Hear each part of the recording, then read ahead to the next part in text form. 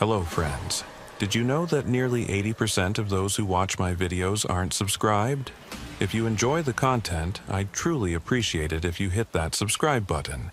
It helps a lot. Also, don't forget to leave a like and share your thoughts in the comments. Your interaction not only supports the channel's growth, but also helps these stories reach more people. Thank you all for being here. By the way, where are you watching from? Let me know in the comments.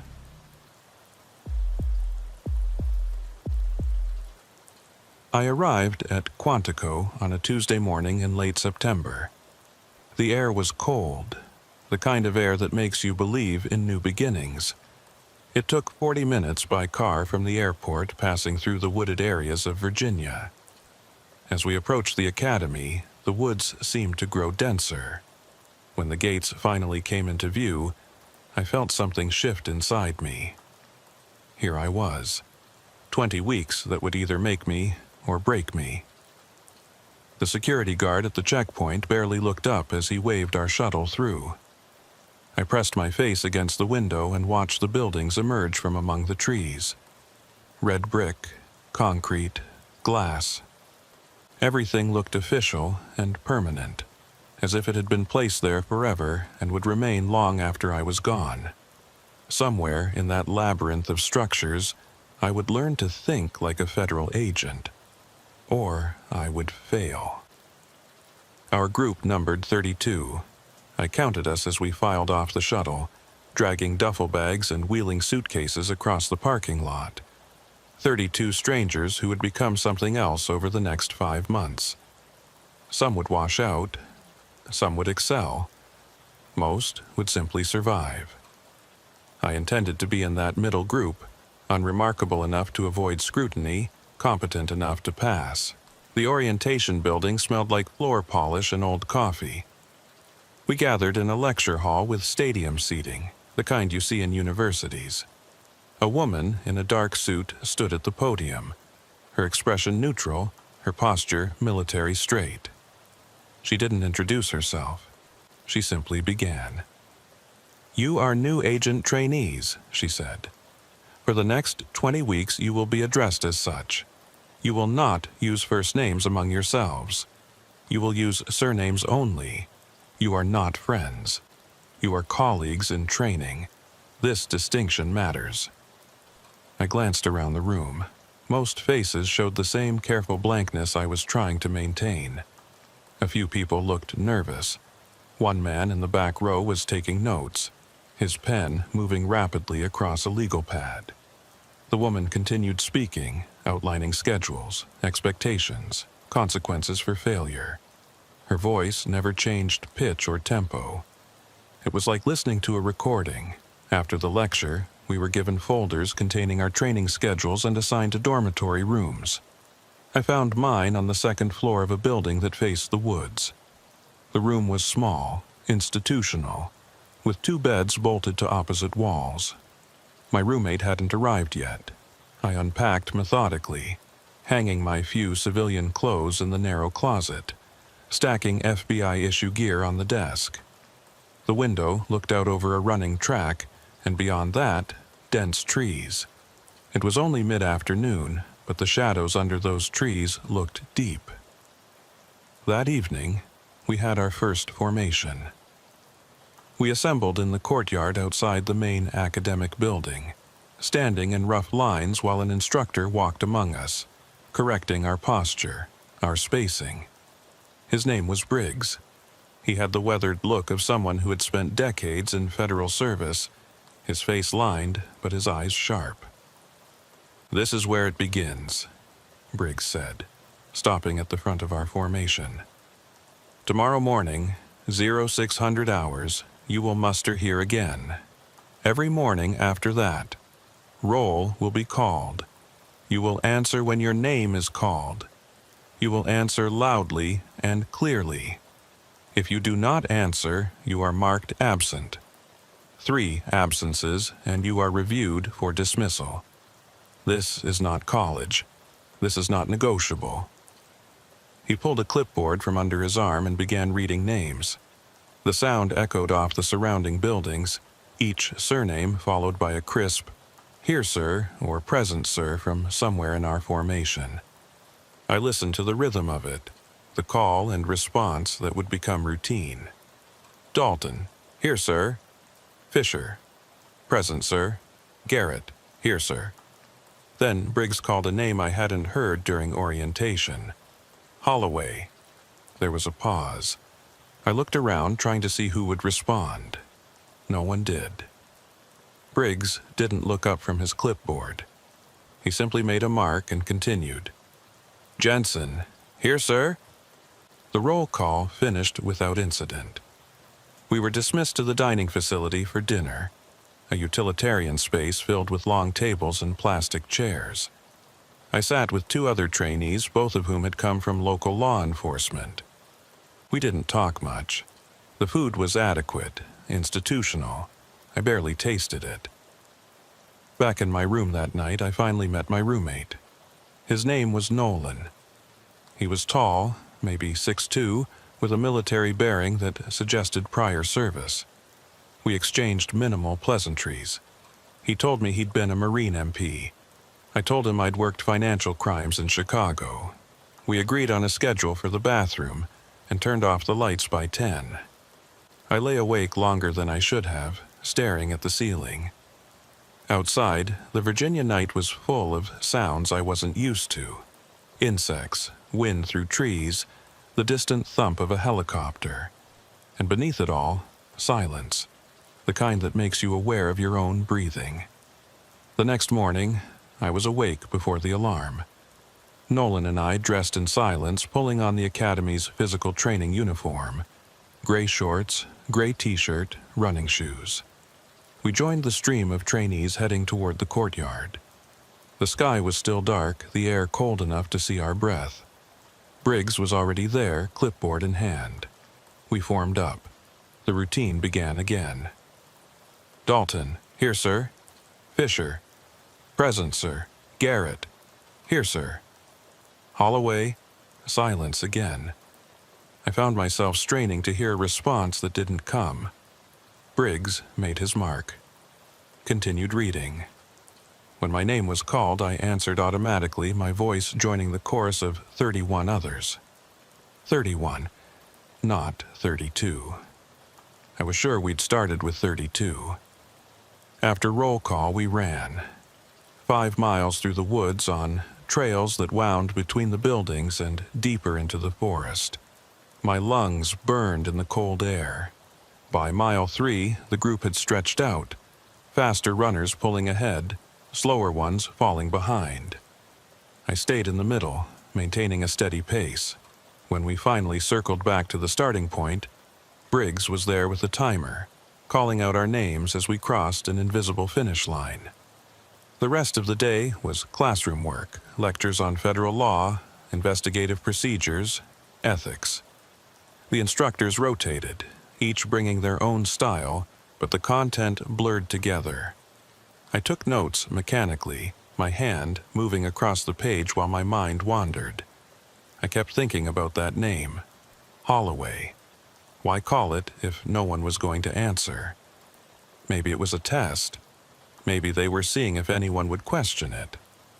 No one did.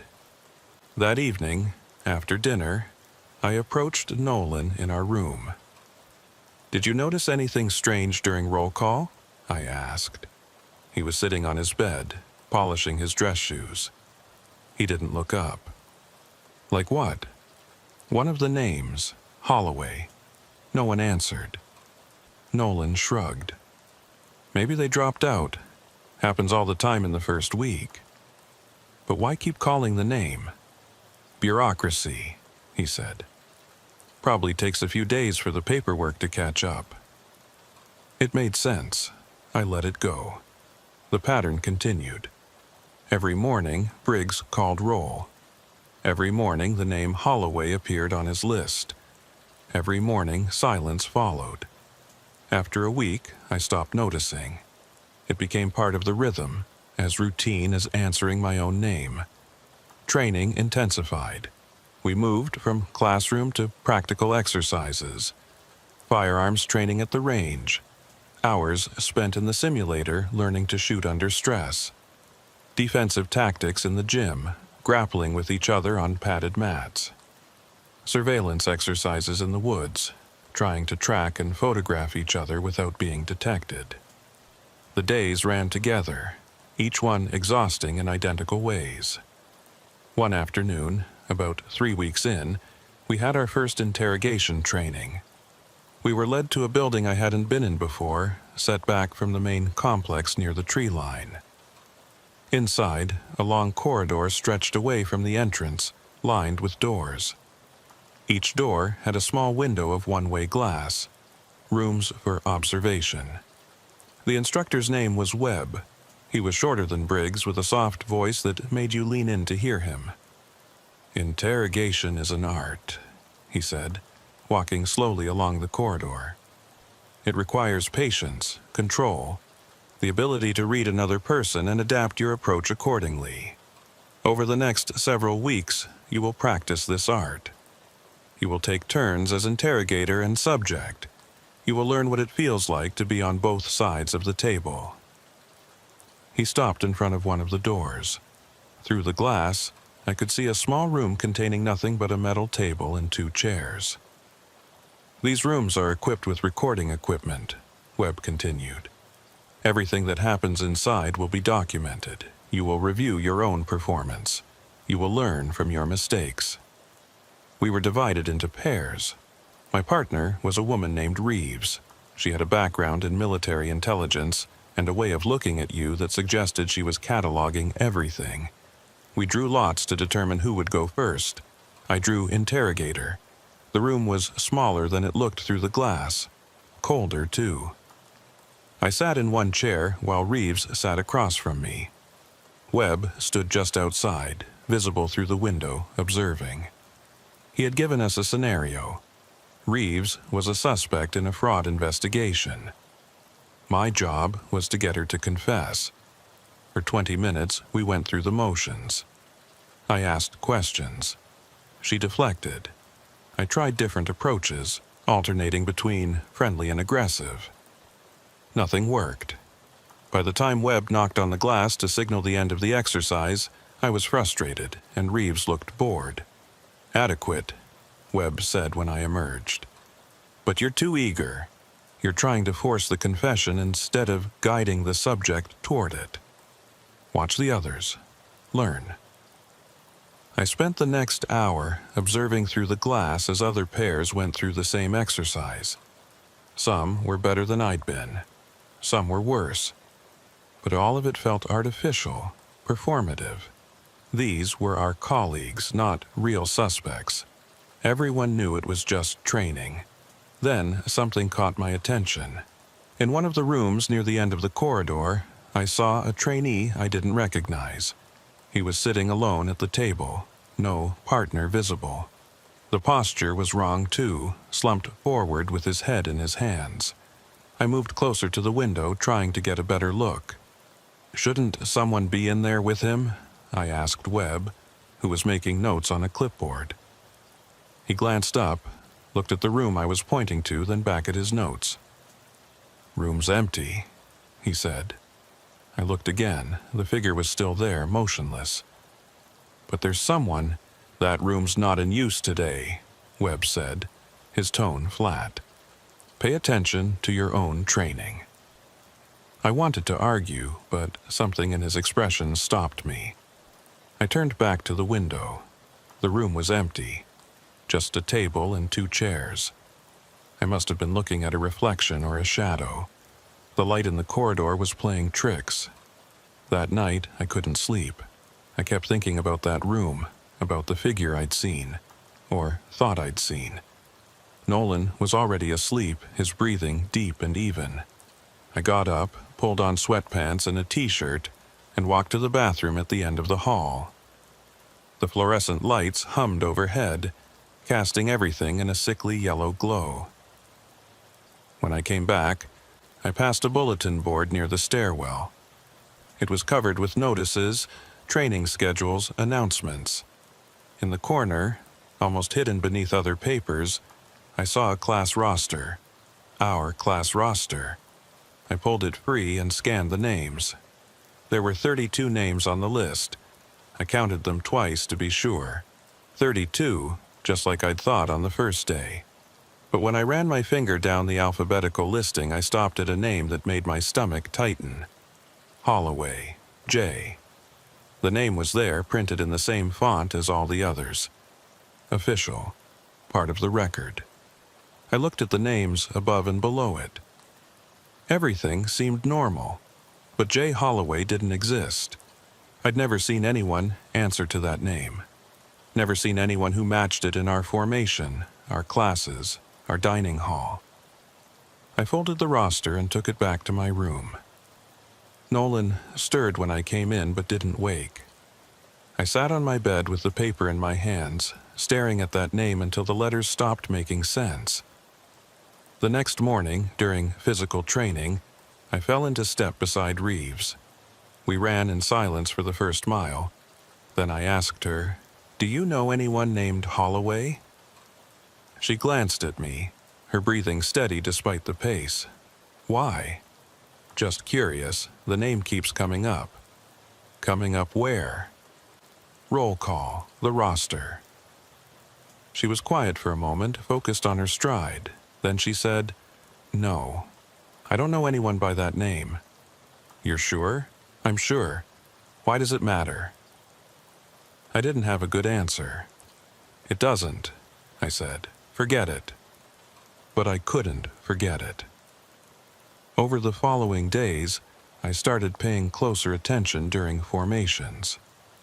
I tried to match faces to the names Briggs called. Dalton was a stocky guy with a buzz cut. Fisher was the woman who always stood in the front row. Garrett was the former Marine who ran faster than anyone else. I could place most of them, but Holloway remained absent. A name without a person. I considered asking Briggs directly, but couldn't figure out how to phrase the question without sounding paranoid. "Hey, why do you keep calling a name that no one answers?" It seemed absurd. There had to be a reasonable explanation. Administrative error. Someone who dropped out but remained on the official roster. It happened. A month into training, we had our first major exam. Written test covering everything we'd learned so far. Law, procedure, ethics, investigative techniques. We sat in a large room, each at our own desk, with proctors walking the aisles to ensure no one cheated. The test took 3 hours. Afterward, we were told results would be posted within 48 hours. Those 2 days dragged. Training continued, but everyone was distracted, wondering how they'd performed. When the results finally appeared on the bulletin board, a crowd gathered immediately. I pushed through to the front, scanning the list for my name. I'd passed, not spectacularly, but solidly in the middle of the pack. Relief washed over me. I was still here, still in the game. Then I noticed something strange. The results were listed alphabetically, each name followed by a score. I counted them, 32 names, 32 scores.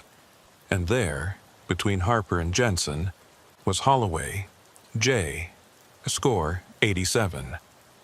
Holloway had taken the test. Holloway had passed.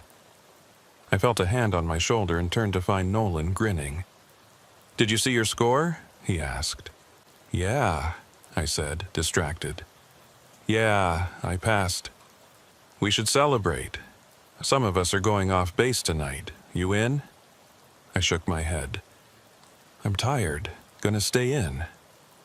He shrugged and moved off to join a group of trainees heading toward this parking lot. I stayed in front of the bulletin board, staring at that name and that score. 87. Better than mine. Better than a lot of people. But who had taken the test? Who had filled out that exam booklet and turned it in to be graded? I went to the administrative office. It was located in the main building, a warren of cubicles and filing cabinets staffed by civilian employees who handled the academy's paperwork. A woman at the front desk looked up as I approached. "Can I help you?"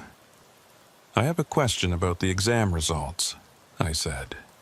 "There's a name on the list, Holloway, And I don't think I've ever met this person. Is there any way to verify who actually took the test? She frowned. What's your class number? I told her. She typed something into her computer, waited, typed more. Her frown deepened. Holloway J., she said. Enrolled in your class. Test score recorded. Everything looks normal. But I've never seen this person. Are there any other records? A photo? Contact information? I can't give out personal information about other trainees, she said, her tone shifting from helpful to bureaucratic. If you have a specific concern, you should speak with your training coordinator. Who would that be? Instructor Briggs. I thanked her and left. Of course, it was Briggs, the man who called roll every morning, who said that name into the empty air and moved on without comment. I could ask him, but what would I say? What was my actual concern? That someone was enrolled in our class but didn't physically exist. It sounded crazy, even in my own head.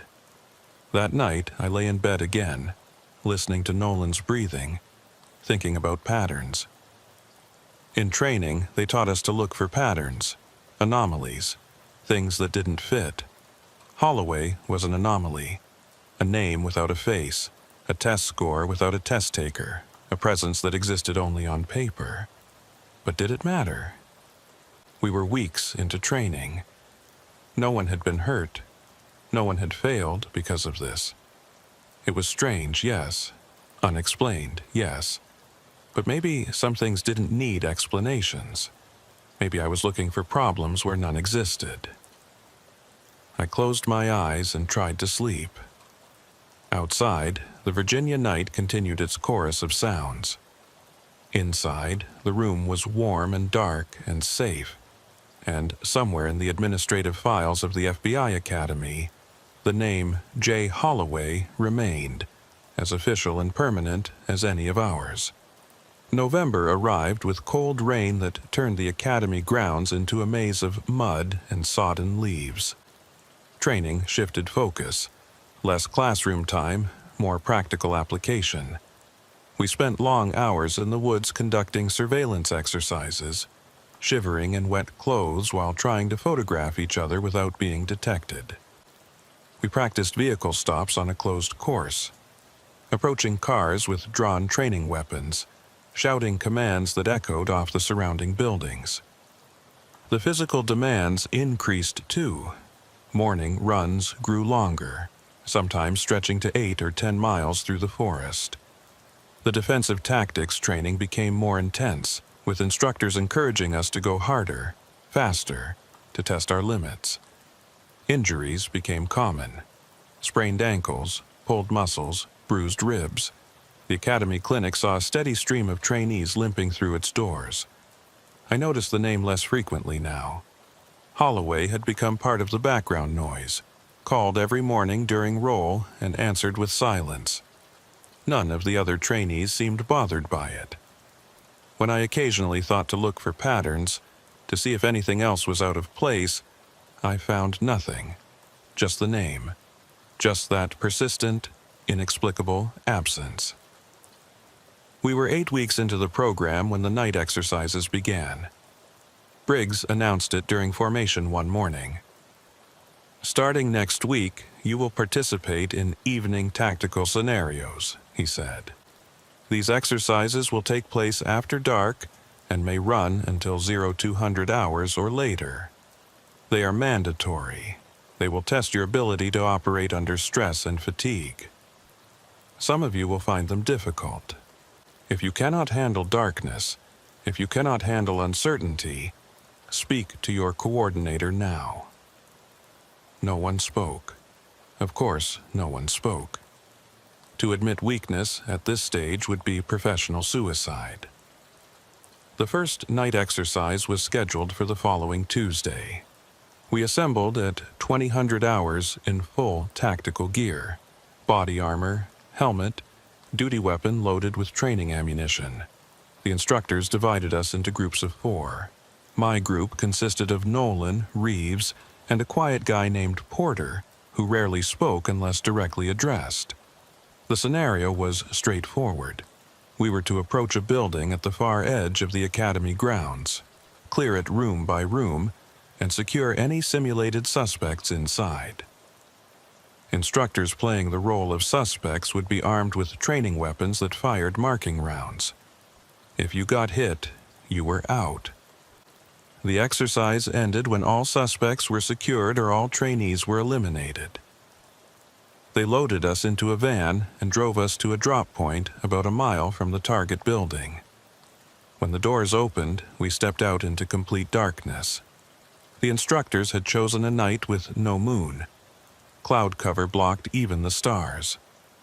Our only light came from the tactical flashlights mounted on our weapons. "You have 2 hours," the driver said. "Good luck." The van pulled away, leaving us alone in the woods. We moved in formation, Nolan on point, Porter taking rear security, Reeves and I in the middle. The forest was alive with sounds, every snapping twig and rustling leaf amplified by darkness and adrenaline. Our flashlights carved narrow tunnels through the black, illuminating tree trunks and undergrowth, but revealing little of what lay beyond. After 20 minutes of careful movement, we reached the building. It was an old training structure, 2 stories of brick and concrete with most of its windows boarded up. A single door faced us, standing slightly ajar. Orange light flickered inside, too irregular to be electric. Candles or lanterns. Nolan signaled for us to stack up on the door. We moved into position, weapons raised, hearts hammering. On his count, we flowed inside. The entry room was empty, except for a metal desk and a chair. The flickering light came from a kerosene lantern sitting on the desk. Beyond it, a hallway stretched into darkness. Doors on either side all closed. We cleared the first room. Empty. Second room, empty. Third room, empty. The building seemed abandoned, but we knew instructors were here somewhere waiting to ambush us. At the end of the hallway, a staircase led up to the second floor. Nolan pointed, and we began to climb. The stairs creaked under our weight, announcing our presence. Tactically useless, but we had no choice. The second floor was laid out identically to the first. Long hallway, closed doors, silence. We started clearing rooms again. First room, empty. Second room, empty. Third room, a figure in the corner, weapon raised. We all fired. The marking rounds hit center mass. The instructor playing the suspect called out, "I'm hit," and dropped his weapon. One down, we continued. Fourth room, empty. Fifth room, 2 suspects. We engaged, but one of them got Porter. A blue marking round splattered across his chest armor. He swore and lowered his weapon out of the game. Down to 3, we finished clearing the second floor. 2 more suspects found and neutralized. But the scenario wasn't over. Somewhere in this building, at least one more instructor was hiding. We went back downstairs, more cautious now. Reeves took point while Nolan covered our rear. I stayed in the middle, trying to watch everywhere at once. My flashlight beam swept across walls, floors, doorways. Everything looked wrong in the harsh white light. Shadows too deep, angles too sharp. Then I heard it. Footsteps, coming from above us, but we'd just cleared the second floor. Every room, every closet, there was nowhere left to hide. "Second floor secure," Nolan whispered. "We cleared it." "I hear it too," Reeves said. We stood in the hallway listening. The footsteps continued. Slow, deliberate, moving from one end of the building to the other. Back and forth, back and forth. "Maybe one of the instructors doubled back," I suggested. "Not possible," Nolan said. "We'd have seen them on the stairs." But there was no other explanation. We returned to the staircase and climbed again, weapons raised, every sense alert. The second floor hallway looked exactly as we'd left it. Doors open from our initial sweep, empty rooms visible beyond. The footsteps had stopped. Check the rooms again, Reeves said. We moved through them systematically. Nothing. No one. Just empty spaces and our own breathing. This doesn't make sense, Nolan said. Before anyone could respond, we heard a voice. Faint, distant, coming from somewhere below us. It sounded like someone calling a name, but I couldn't make out the words. We went downstairs. The entry room was empty, the lantern still burning on the desk. The voice had stopped.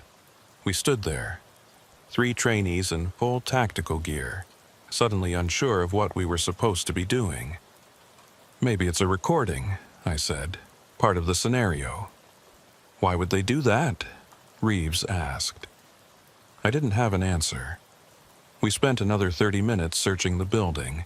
Every room, every closet, every possible hiding place. We found nothing. No more suspects, no more instructors, no explanation for the footsteps or the voice. Eventually, we admitted defeat and exited the building. The van was waiting in the same spot where it had dropped us off. The driver looked at his watch. 2 hours and 15 minutes, he said. Over time, you fail. We climbed in without argument, too tired to care. On the ride back, Porter asked, "Did you guys hear anything weird in there?" "Footsteps," Nolan said. "Yeah," and a voice. "Recording," Reeves said, but she didn't sound convinced. We didn't discuss it further. When we got back to the dormitory, I showered and fell into bed, asleep before my head hit the pillow. The next morning, during roll call, I noticed something different. When Briggs called Holloway's name, there was a pause, just like always. But this time, I could have sworn I heard something. Not a voice exactly, more like an exhalation, a breath in the silence. I looked around. No one else reacted. The roll call continued normally. Maybe I'd imagined it. I was tired, operating on too little sleep. The mind plays tricks under those conditions. We'd learned that in class. Sleep deprivation causes hallucinations, auditory and visual. Perfectly normal, nothing to worry about, but it bothered me anyway. The night exercises continued weekly.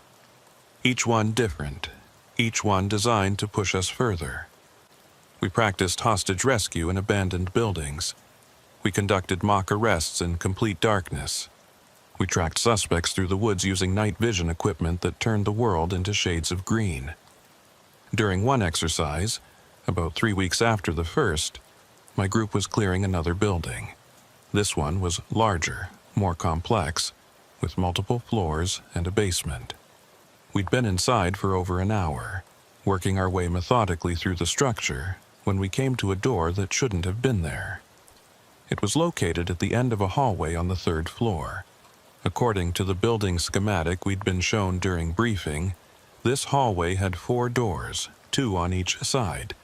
But standing here now, I counted 5. The extra door was at the very end, painted the same institutional gray as the walls, easy to miss if you weren't paying attention. "That wasn't on the diagram," Reeves said. "Storage closet," Nolan suggested. "We should clear it." We stacked up. Nolan tried the handle. Unlocked. He pulled the door open and we flowed inside, weapons raised. The room was small, maybe 8 feet square. Empty, except for a metal folding chair in the center. On the chair sat a clipboard with a single sheet of paper. I approached cautiously, half expecting some kind of booby trap, but nothing happened. I picked up the clipboard. It was a roster, a class roster, our class roster. Names listed alphabetically just like the one I'd seen on the bulletin board weeks ago. I scanned down the list.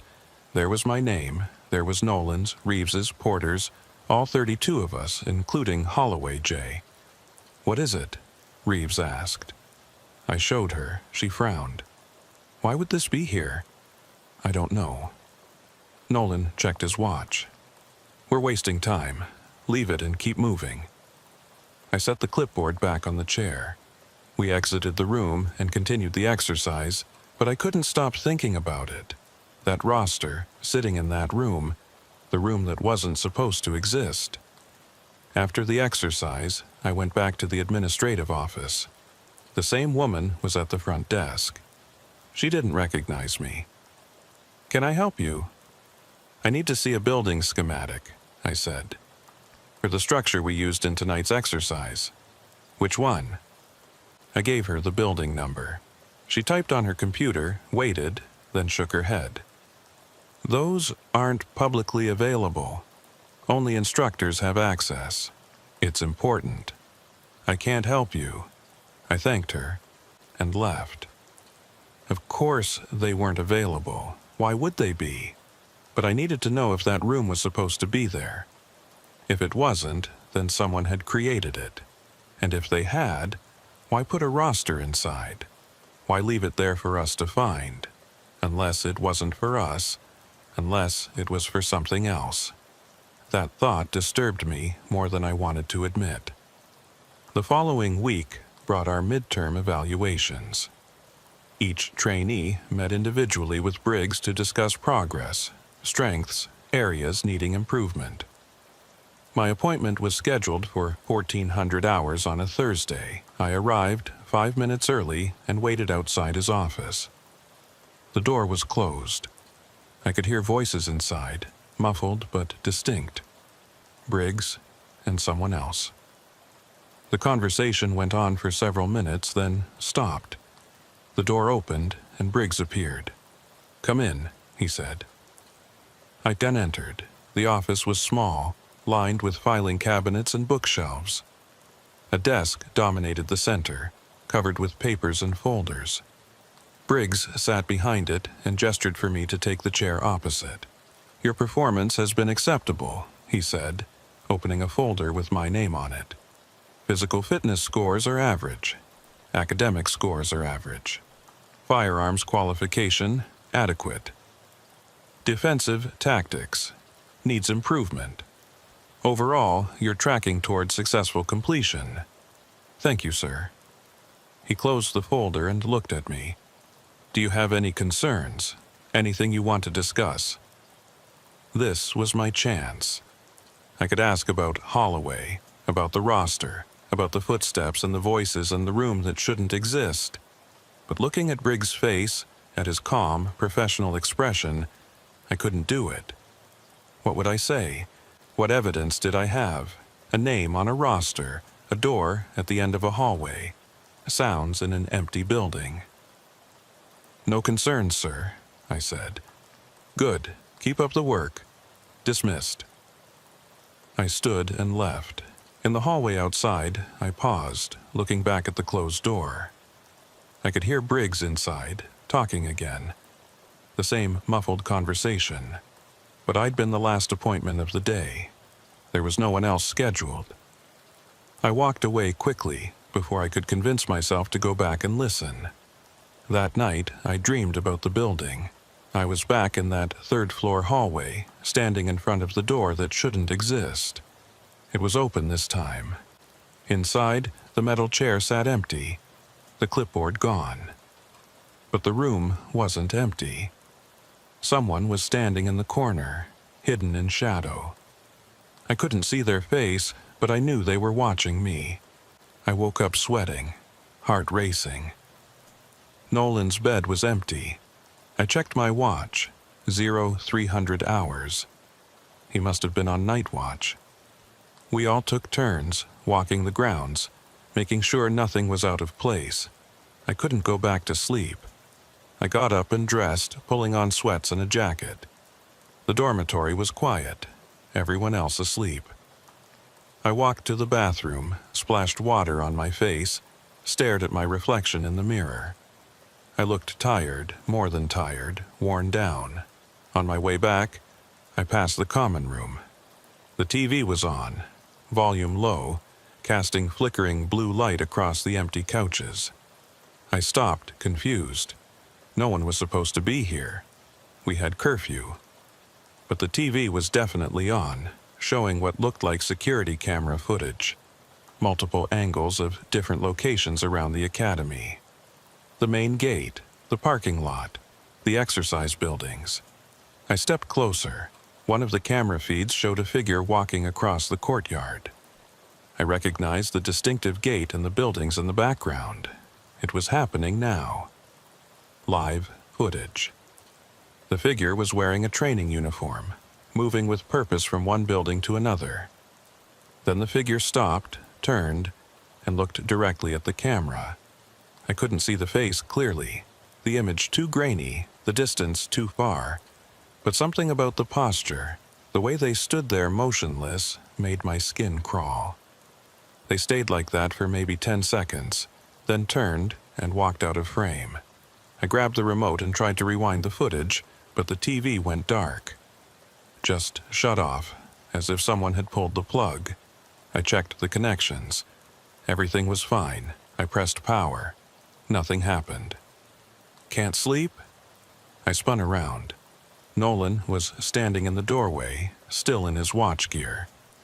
The TV was on, I said. I was just, yeah, it does that sometimes. Comes on by itself. Probably a short in the wiring. You've seen it before? Couple times. Don't worry about it. He crossed to the coffee maker and started brewing a pot.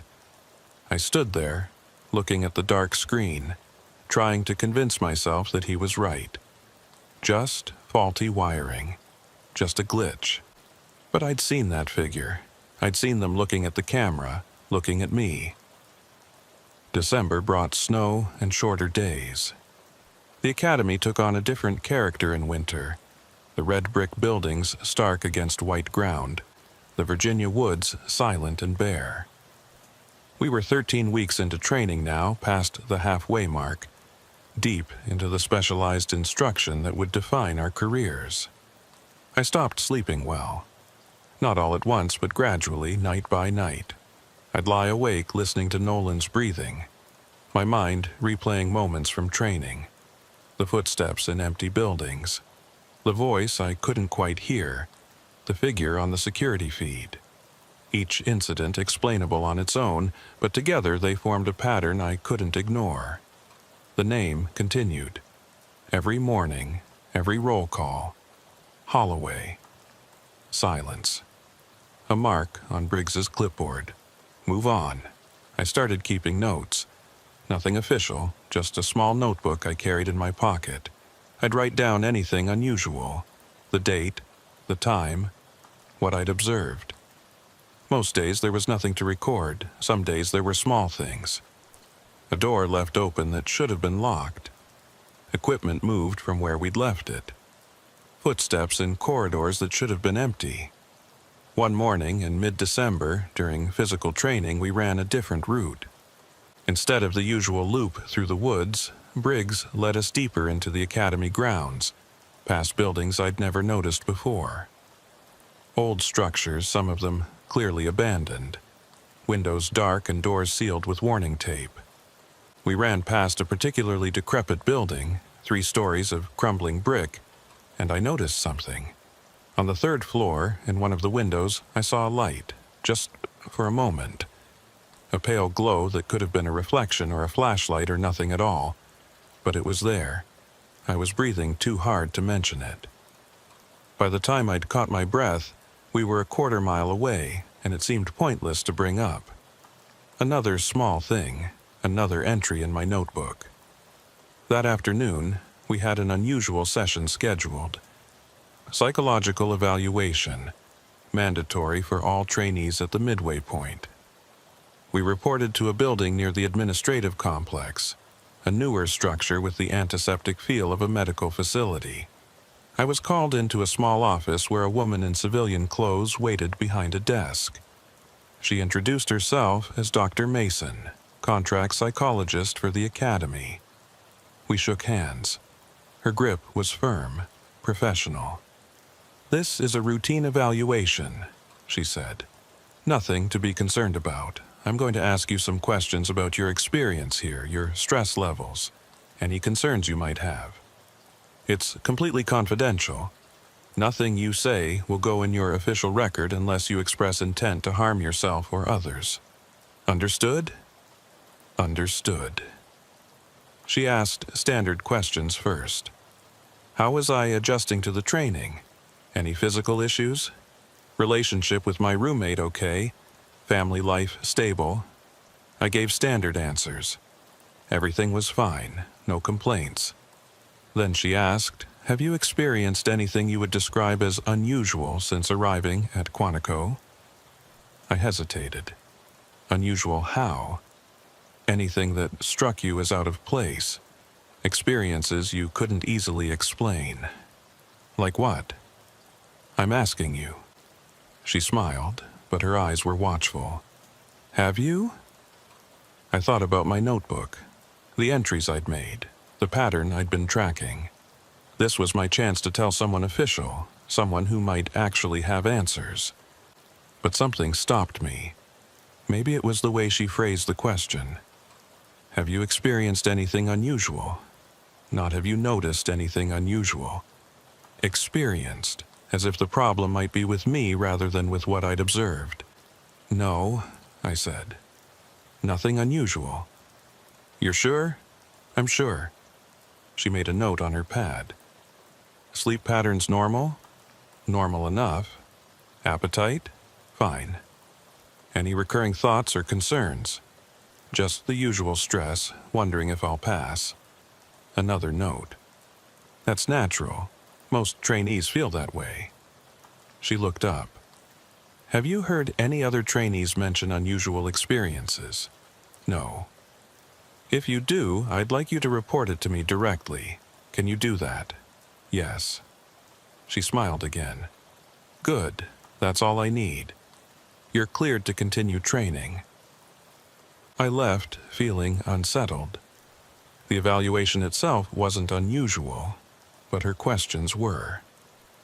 Why would she ask about other trainees' experiences? What was she looking for? That evening, I mentioned it to Nolan. We were in our room, both reading through case files for an upcoming exam. He looked up from his textbook. She asked me the same things, he said. Really? Yeah.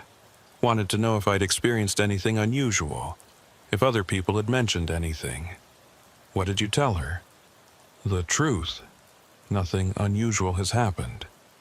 I nodded. Right, same. He went back to reading.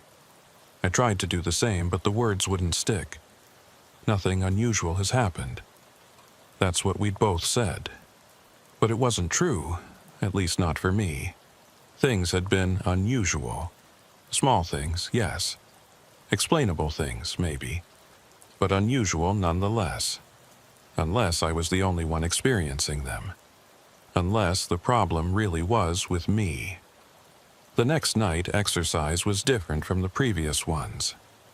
We assembled at 1900 hours, but instead of being divided into groups, we were told to work individually. Each trainee would enter a building alone, navigate to a specific room, retrieve an envelope, and exit. Simple.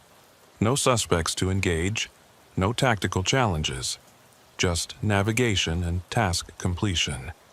They gave us each a different building, a different target room. Mine was designated as Building 7, Room 214. I'd never been in Building 7 before. When the van dropped me off, I found myself standing in front of another old structure. This one isolated from the main complex, surrounded by trees. The front door was unlocked. I entered cautiously, flashlight in hand. The interior smelled of mildew and old wood. The layout was straightforward. A central staircase, hallways branching left and right on each floor. I climbed to the second floor and found room 214 easily. The door was open. Inside, a metal desk. On the desk, an envelope. My name was written on it in block letters. I picked it up, turned to leave. Then I heard it. From somewhere above me. Footsteps. I froze. This was supposed to be a solo exercise. No other trainees in this building. No instructors. Just me. But someone was walking on the third floor. I should have left. completed the exercise, exited the building, reported back. But I couldn't. I had to know. I climbed to the 3rd floor. The hallway was dark, my flashlight the only source of light. The footsteps had stopped. Everything was silent. I moved slowly, checking each room as I passed. Empty, empty, empty. At the end of the hallway, one final door. I approached it, tried the handle, locked. From inside the room I heard breathing. Slow, steady, like someone at rest. I knocked. No response. The breathing continued. "Hello?" I called. "This is trainee reporting. Identify yourself." Nothing, just that breathing. I stood there for what felt like hours but was probably only minutes. Finally, I turned and left. Went back downstairs, exited the building, walked to the pickup point. The van was already there, engine running. The driver checked his clipboard as I climbed in. "You got the envelope?" I held it up. "Good, you're the last one." On the ride back, I opened the envelope. Inside was a single sheet of paper with a single line of text. "Exercise complete. Report to your dormitory." That's all. Nothing else. Back in my room, I added another entry to my notebook. Building 7, room 214. Footsteps. Breathing behind a locked door. I read through the previous entries looking for patterns, for any kind of sense. Nothing emerged. Just a list of small anomalies, each one dismissible, but together suggesting something I couldn't quite define. The next morning during roll call, something changed. When Briggs called Holloway's name, I heard it again. That exhalation, that breath. But this time it was louder, clearer, almost like a word. "Here." It was so faint, I could barely distinguish it from the wind. But I heard it. I was sure I heard it. I looked around frantically. No one else reacted. Briggs made his mark and continued reading names as if nothing had happened. Dalton answered. Fisher answered. Garrett answered. The routine continued. After formation, I approached Reeves. "Did you hear that?" I asked. "Hear what?" "During roll call, when Briggs called Holloway." She frowned. "I didn't hear anything." Someone answered. No one answered. No one ever answers. But I heard, "You're tired," she said. "We're all tired. Get some sleep." She walked away. I stood there in the courtyard, watching the other trainees disperse to their first classes of the day, and wondered if she was right. Maybe I was hearing things. Maybe the stress and sleep deprivation were finally catching up to me. That afternoon, I had another session with Dr. Mason. This one wasn't scheduled. She called me in during what should have been free time. "I wanted to follow up on our previous conversation," she said as I sat down. "How have you been feeling?" "Fine." "Sleeping well?" "Well enough." She made a note. "Have you experienced anything unusual since we last spoke?" There it was again. That specific phrasing. "Why do you keep asking me that?" It's a standard question. "No, it's not. You didn't ask about stress or performance or any of the normal evaluation criteria. You keep asking specifically about unusual experiences." She set down her pen. "You're observant. That's good. It'll serve you well in the field." She paused. "I'm asking because we want to ensure trainees are psychologically equipped to handle the unique pressures of academy life. Sometimes people experience things they can't easily categorize. Stress manifests in unusual ways. So you think I'm imagining things? I didn't say that, but that's what you mean. Sleep deprivation causes hallucinations. We learned that in class. It can, yes, but I'm not suggesting you're hallucinating. I'm simply asking if you've noticed anything you found difficult to explain." I met her eyes. "Would you believe me if I said yes?" "I would listen." "And then what? Put it in a report? Flag me as psychologically unstable? Send me home?" "That's not how this works." "Then how does it work?" She sighed. "I'm trying to help you. If you're experiencing difficulties, I need to know. Not to punish you, but to provide support." I wanted to believe her. I wanted to tell her about the name, about the rooms, about the footsteps, and the breathing and the voice on the security feed. But I couldn't. Because even as I sat there, I wasn't sure any of it was real. Maybe it was all in my head. Maybe Reeves was right and I just needed sleep. "I'm fine," I said. "Thank you for your concern, but I'm fine." She studied me for a long moment, then nodded. "All right, but if that changes, my door is open." I left her office and went straight to the library, a quiet building on the edge of campus where trainees could study without interruption. I found a corner desk and pulled out my notebook, reading through the entries again. Each one, isolated, could be explained. Fatigue, stress, misperception. But together, I heard a sound and looked up. Someone was standing at the end of the aisle, partially hidden by the shelves. I couldn't see their face, but they seemed to be watching me. "Can I help you?" I called. No response. The figure didn't move. I stood, walked toward them. As I got closer, they stepped back, deeper into the shadows between the shelves. I followed, rounded the corner. The aisle was empty. I stood there, breathing hard, my heart pounding. No one, nothing, just books and empty space. I left the library, went back to my room. Nolan was there, cleaning his service weapon. "You okay?" he asked. "You look pale." "I'm fine, just tired." "You should get checked out at the clinic. They can give you something to help you sleep." "Maybe." I sat on my bed and stared at the wall. The room felt smaller than usual, the ceiling lower, the air thicker. Outside, the December light was already fading, the afternoon slipping into evening. That night, I did something I'd been avoiding. I went back to Building 7. It was easy to slip away.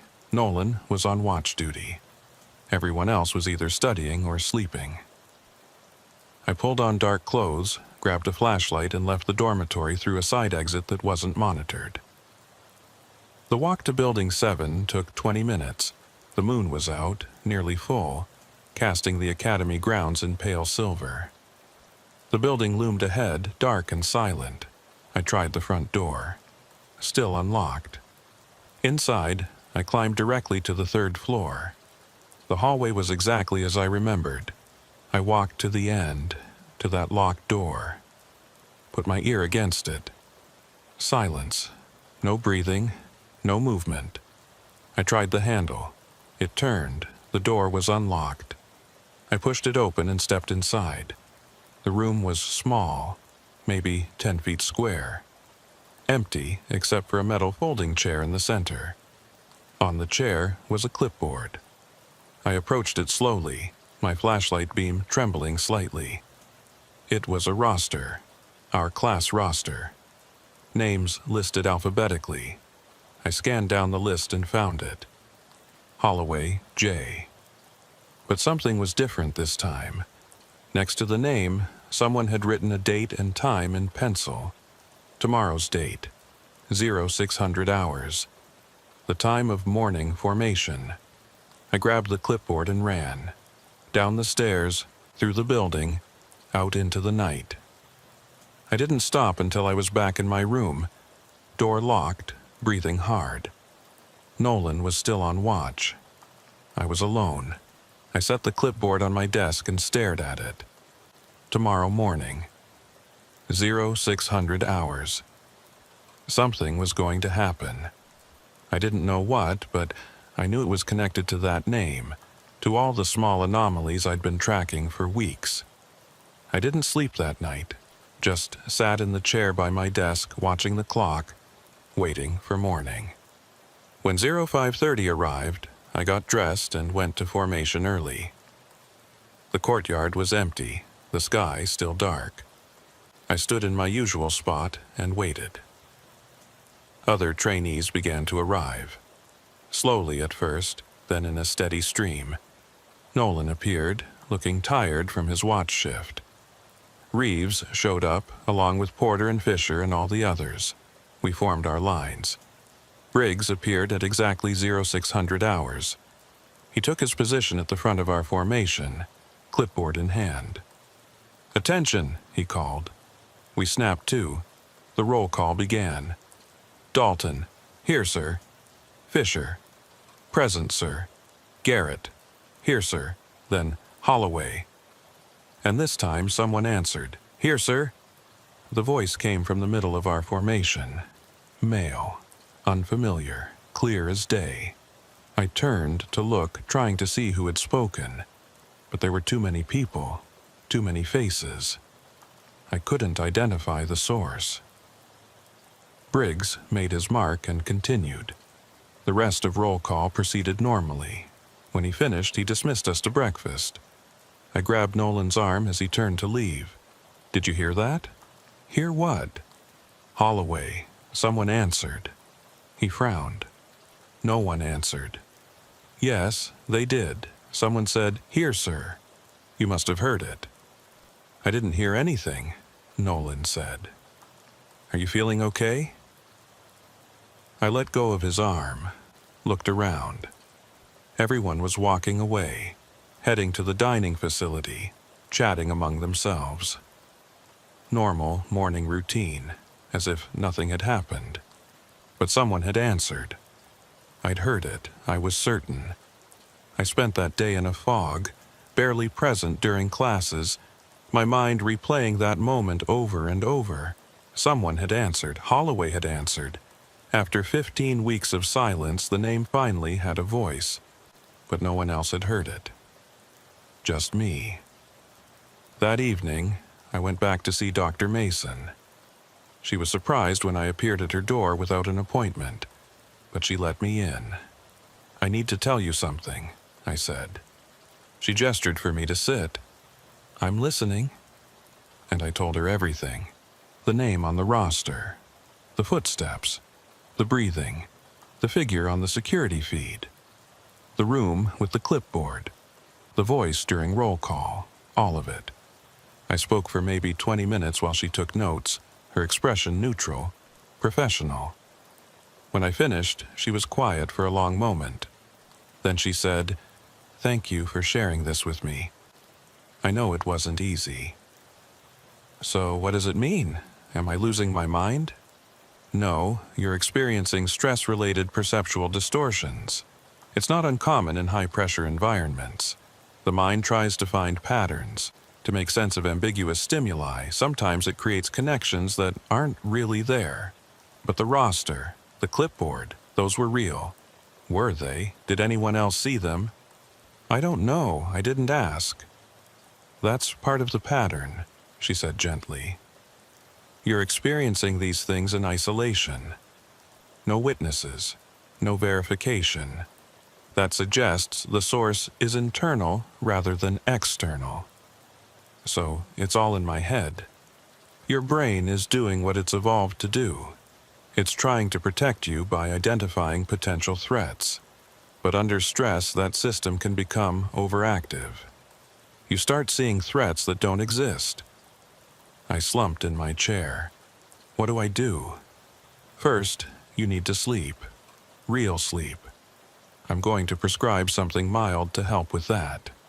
Second, I want you to stop isolating. Spend more time with your fellow trainees. Social connection helps ground us in reality. Third, if you experience anything else unusual, I want you to immediately verify it with someone else. Don't trust your own perception.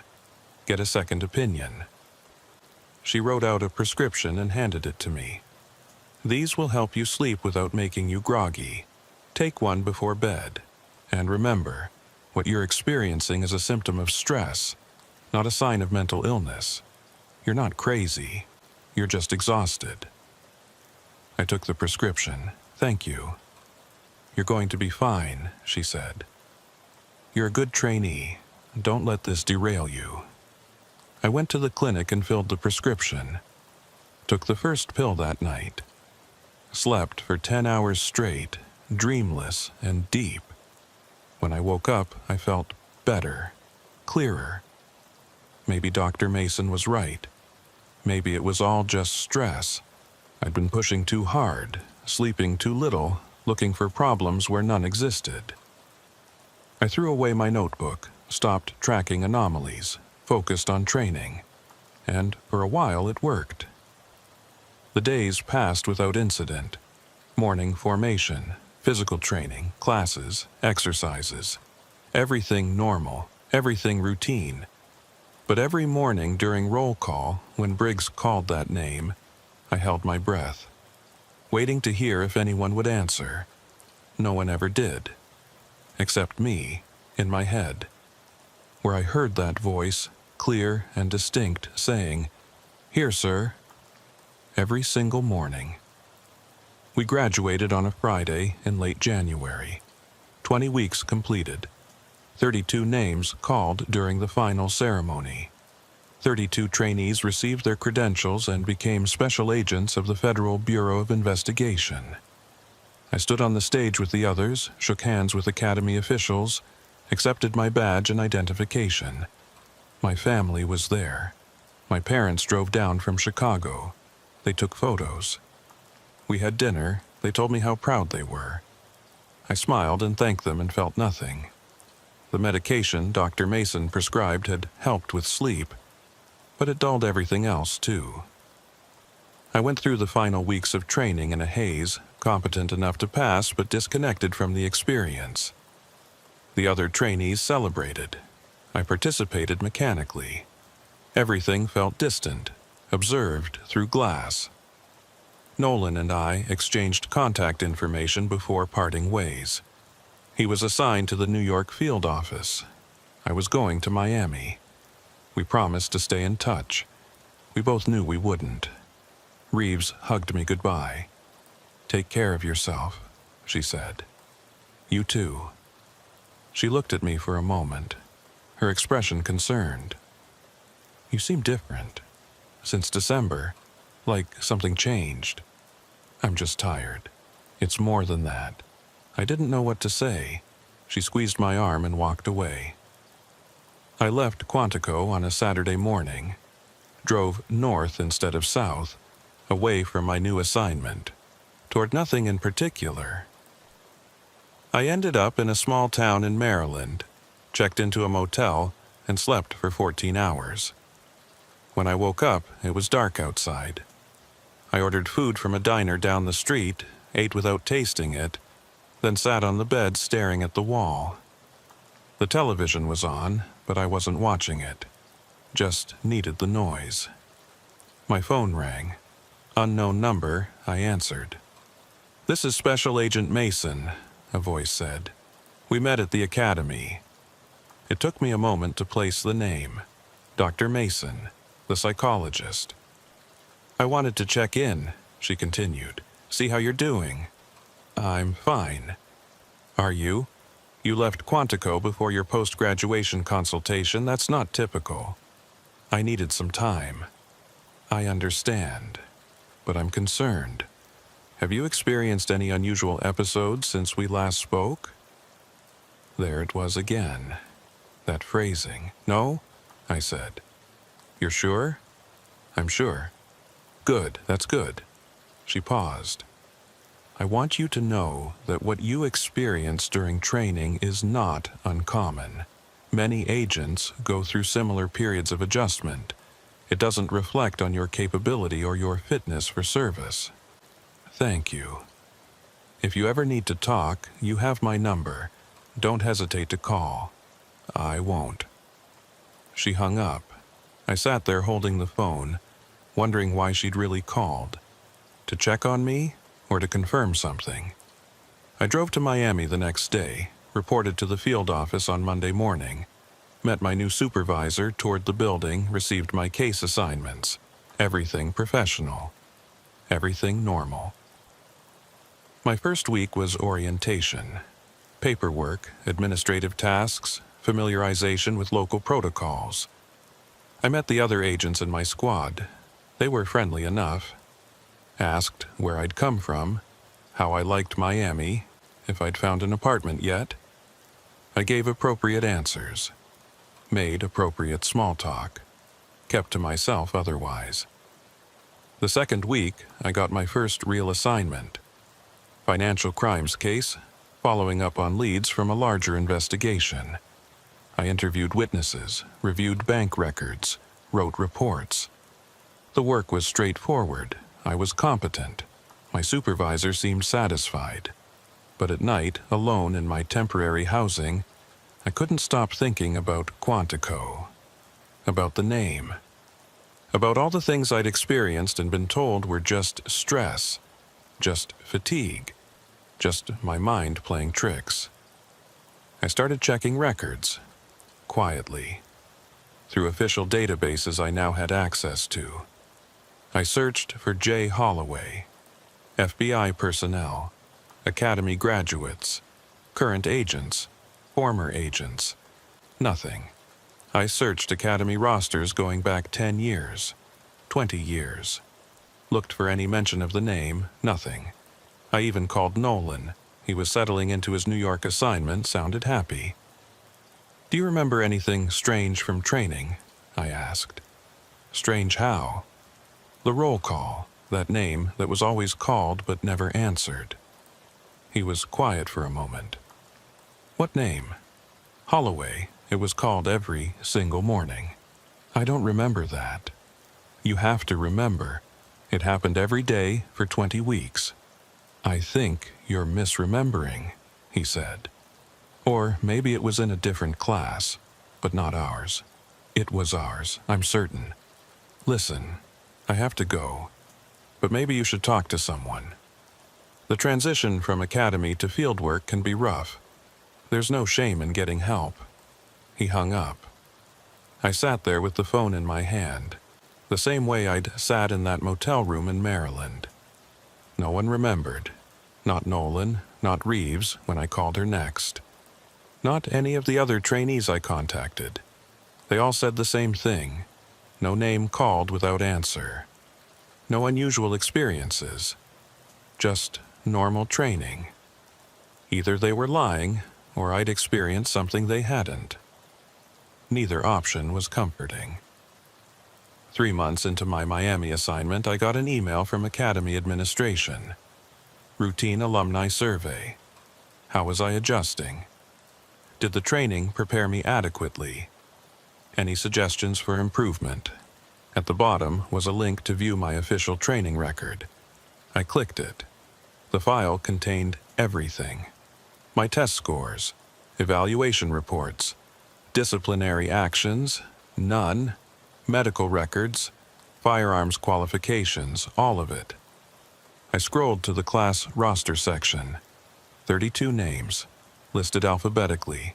Holloway, J, was there, right where it had always been, between Harper and Jensen. But when I clicked on the name to see the individual record, I got an error message, file not found. I tried again, same error.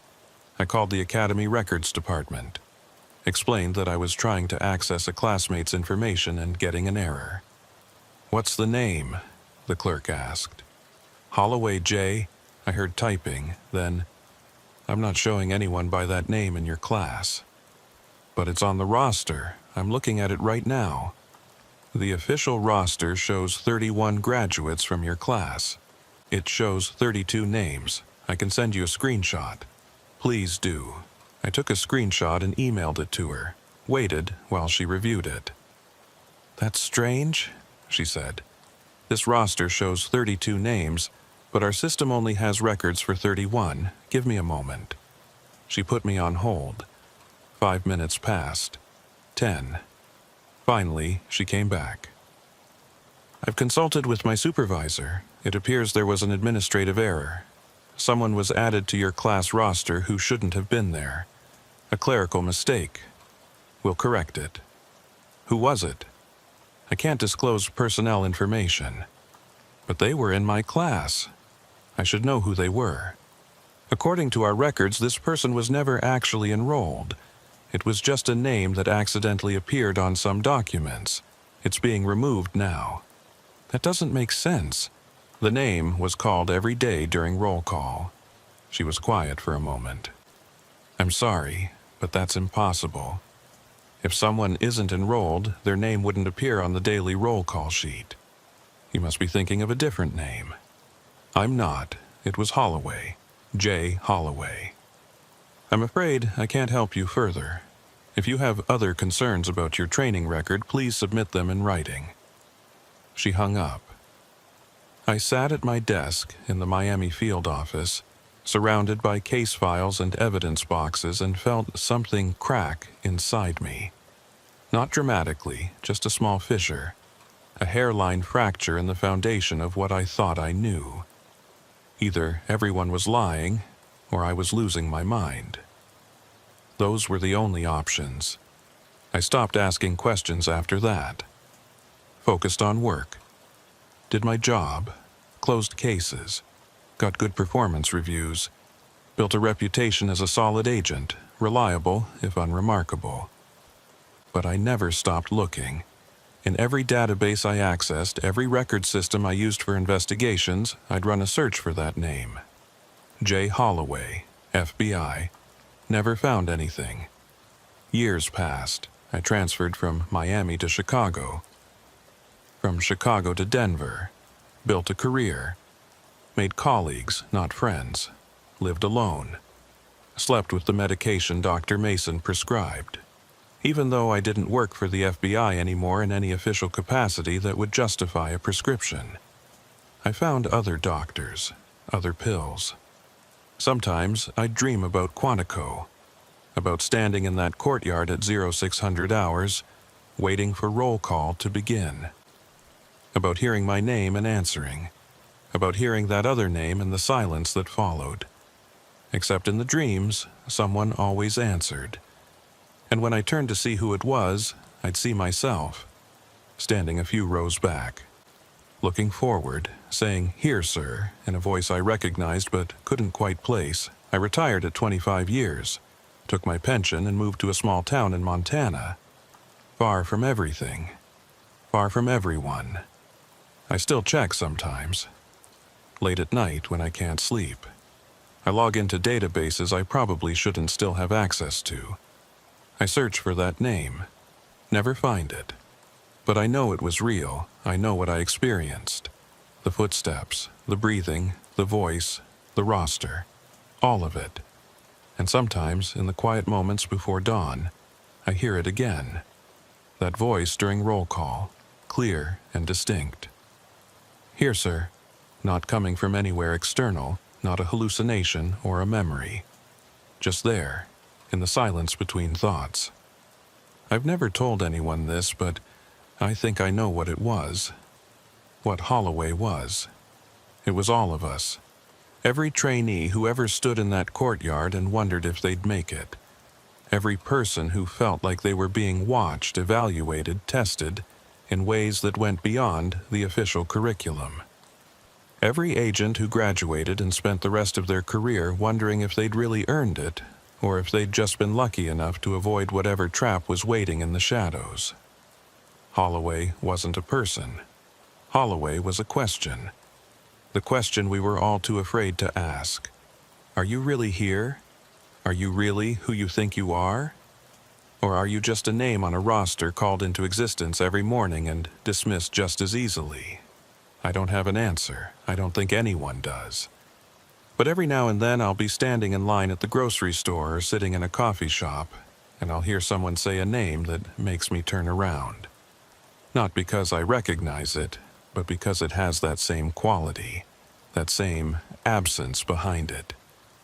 And I wonder if they graduated from Quantico too.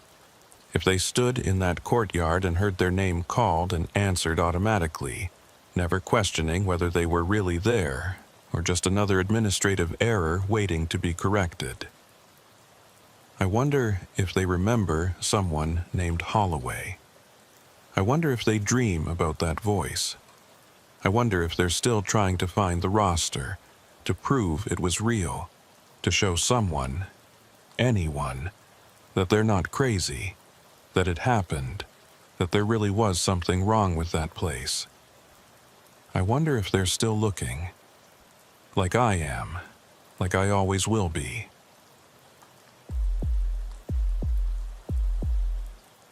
I came to Quantico in early March, when the Virginia woods were just beginning to show signs of spring. The trees were still mostly bare, but there was something in the air that suggested warmth was coming. I'd spent 6 years as a detective in Phoenix before applying to the Bureau. The transition from desert heat to East Coast humidity would take some getting used to, but I was ready for it, ready for the challenge. The academy looked exactly like the photos I'd studied during my application process. Red brick buildings arranged in a grid, surrounded by forests that seemed to go on forever. Professional, institutional, permanent. This was where they made federal agents, where they separated the capable from the merely ambitious. Our class was designated NAT Session 2608. 40 trainees total. We came from different backgrounds: local law enforcement, military, private sector. The Bureau wanted diversity of experience. They got it. On the first day, during initial orientation, we sat in a lecture hall and listened to the academy director explain what the next 22 weeks would entail. "You will be tested," he said, his voice carrying easily through the room. "Not just physically or academically, but psychologically. We need to know how you think, how you respond under pressure, how you adapt when circumstances change. Some of these tests will be obvious. Others will not." He paused, letting that sink in. "By the time you leave here, we will know everything about you that matters. And you will know whether you truly belong in this organization."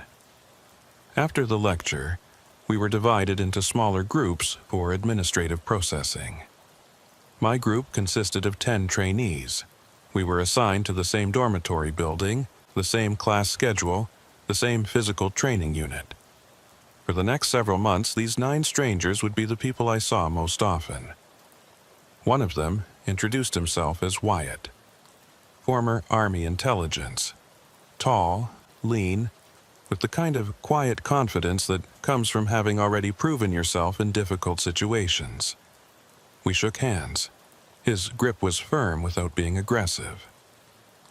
"First time on the East Coast?" he asked. "That obvious? You keep looking at the trees like they might do something." I laughed. "In Arizona, we have trees. They're just smaller and farther apart. You'll get used to it. Give it a week." Another trainee joined us. Her name was Sullivan. Former NYPD detective, she said. 10 years on the job before deciding the Bureau offered better opportunities. She had sharp eyes that seemed to catalog everything, the kind of attention to detail that probably made her good at police work.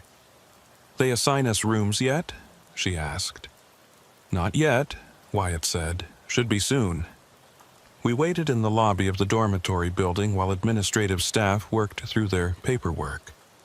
Eventually, they called my name and handed me a key. Room 214, second floor. I grabbed my duffel bag and climbed the stairs. The room was small but adequate. 2 beds, 2 desks, 2 closets. Everything bolted down or built into the walls. No personalization allowed. The window looked out over a running track, and beyond that, more trees. Always more trees. My roommate arrived about 20 minutes later. His name was Cole. He'd come from the DEA, he said. 5 years as a special agent before deciding to transfer to the FBI. We made small talk while unpacking.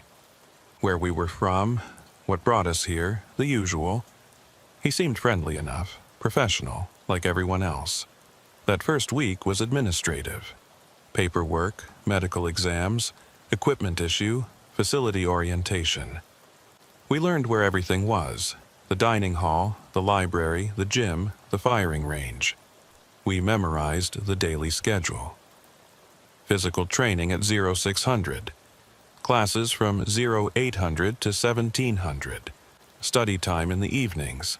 Lights out at 2200.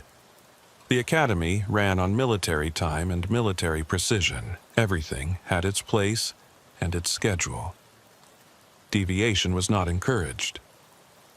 On Friday of that first week, we had our introduction to the behavioral science unit. This was one of the academy's signature programs. Psychological training designed to help agents understand criminal behavior, interview techniques, threat assessment. We gathered in a classroom in the main academic building and waited for the instructor. He arrived exactly on time. Mid-50s, gray hair, wearing a suit that looked like it had been pressed that morning. He introduced himself as Instructor Garrett. 25 years with the Bureau, he said. 15 of those in the BSU. He'd interviewed serial killers, terrorists, cult leaders. He'd developed some of the interrogation protocols we'd be learning. Understanding human behavior is the foundation of investigative work, he began, walking slowly across the front of the room. You can have all the physical evidence in the world, but if you can't read people, if you can't understand their motivations and exploit their weaknesses, you'll never close the difficult cases. He stopped at the podium and looked at us. Over the next several weeks, you will learn the art of the interview. Not interrogation, not torture, not coercion. Interview. The voluntary exchange of information between two people, one of whom wants something the other possesses. He pulled up a slide on the projector. It showed a simple diagram. Two chairs facing each other across a table. This is your battlefield. Not dramatic, not exciting, but more important than any firearm you'll carry. In this room, with nothing but words, you will learn to dismantle lies, extract truth, and persuade people to act against their own interests. The slide changed. Now it showed a floor plan of a building. The academy maintains several interview training facilities. You'll become very familiar with them. Each room is equipped with recording equipment. Every word you speak, every gesture you make will be documented. You'll review your performance. You'll learn from your mistakes. By the end of this training, you'll be able to read a subject like a book. He advanced to the next slide. A photograph of a long corridor lined with doors. Interview Suite Alpha. Ground floor of Building 12. This is where you'll spend a significant portion of your psychological training. Each door leads to an interview room. Each room is identical. Table, 2 chairs, recording equipment. We've found that consistency helps trainees focus on technique rather than environment. I studied the photograph. The corridor looked institutional, almost sterile. Fluorescent lights overhead. Tile floor. Metal doors with small windows. It could have been a hospital or a prison or any number of government facilities. Starting Monday, Garrett continued, you'll begin practical exercises. You'll work in pairs, taking turns as interviewer and subject. The scenarios will start simple and become progressively more complex. By week 12, you'll be conducting full interrogations of role players trained to resist questioning. He turned off the projector. Any questions? A trainee in the front row raised her hand. How are pairs assigned? Randomly. We'll post the assignments Sunday evening. Check the board in your dormitory. No other questions. Garrett dismissed us. As we filed out of the classroom, I found myself thinking about those interview rooms. Identical spaces, he'd said. Table, 2 chairs, recording equipment. Everything controlled. Everything documented. It made sense from a training perspective, but there was something unsettling about the idea of 40 trainees rotating through the same sterile rooms, playing out the same scenarios over and over. Cole caught up with me in the hallway. You ever done interview training before? Some, in Phoenix PD. Nothing this extensive. Should be interesting. I did a fair amount of interrogations with DEA, but their techniques are more aggressive. FBI's supposed to be more psychological. That's what I hear. We walked back to the dormitory together. The sun was setting, casting long shadows across the academy grounds. In the distance, I could hear a group of trainees running through the woods, their cadence calls echoing through the trees. Everything felt normal, structured, exactly as it should be. That weekend, I explored the academy grounds, found the library, a quiet building filled with legal texts and case studies.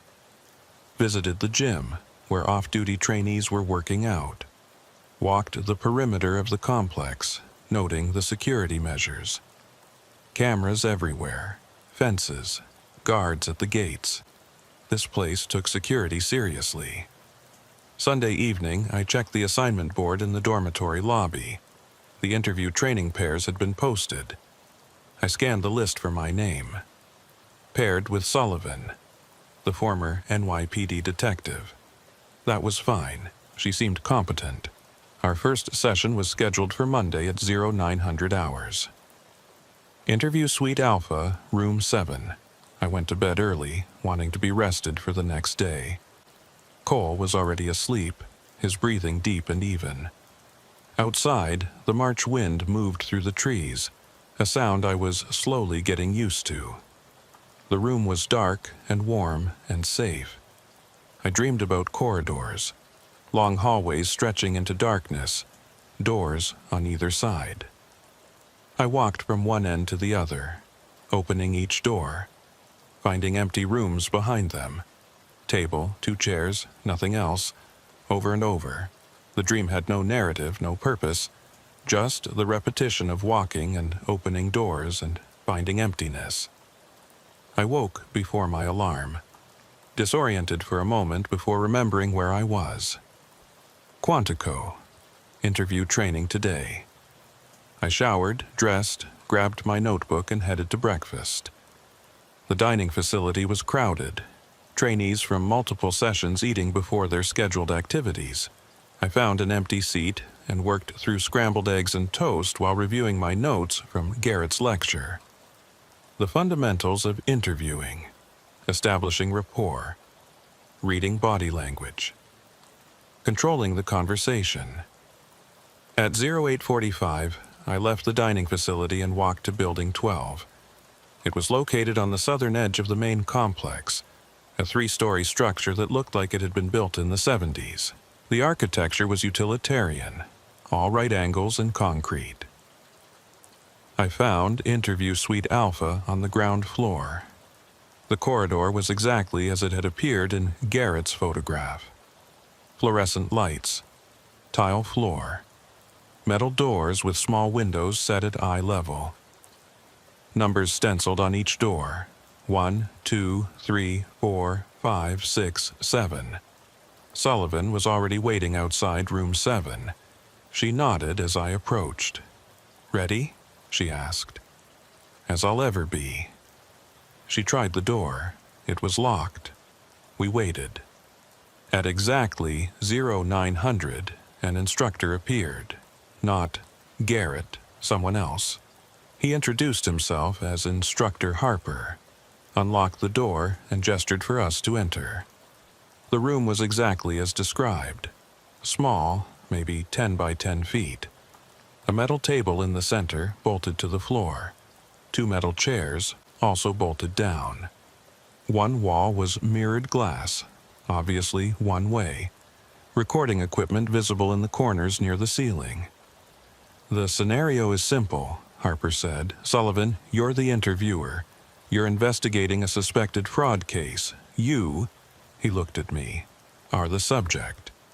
You may or may not be guilty. That's for you to decide. The exercise lasts 30 minutes. I'll be observing from the booth next door. Begin when you're ready." He left, closing the door behind him. Sullivan and I looked at each other across the table. "Shall we?" she said, taking the interviewer's chair. I sat opposite her. The chair was uncomfortable, designed that way on purpose. Everything about this room was designed to create a specific psychological effect. Sullivan began with basic questions: name, occupation, relationship to the alleged fraud. I answered cooperatively, playing the role of an innocent subject caught up in something I didn't understand.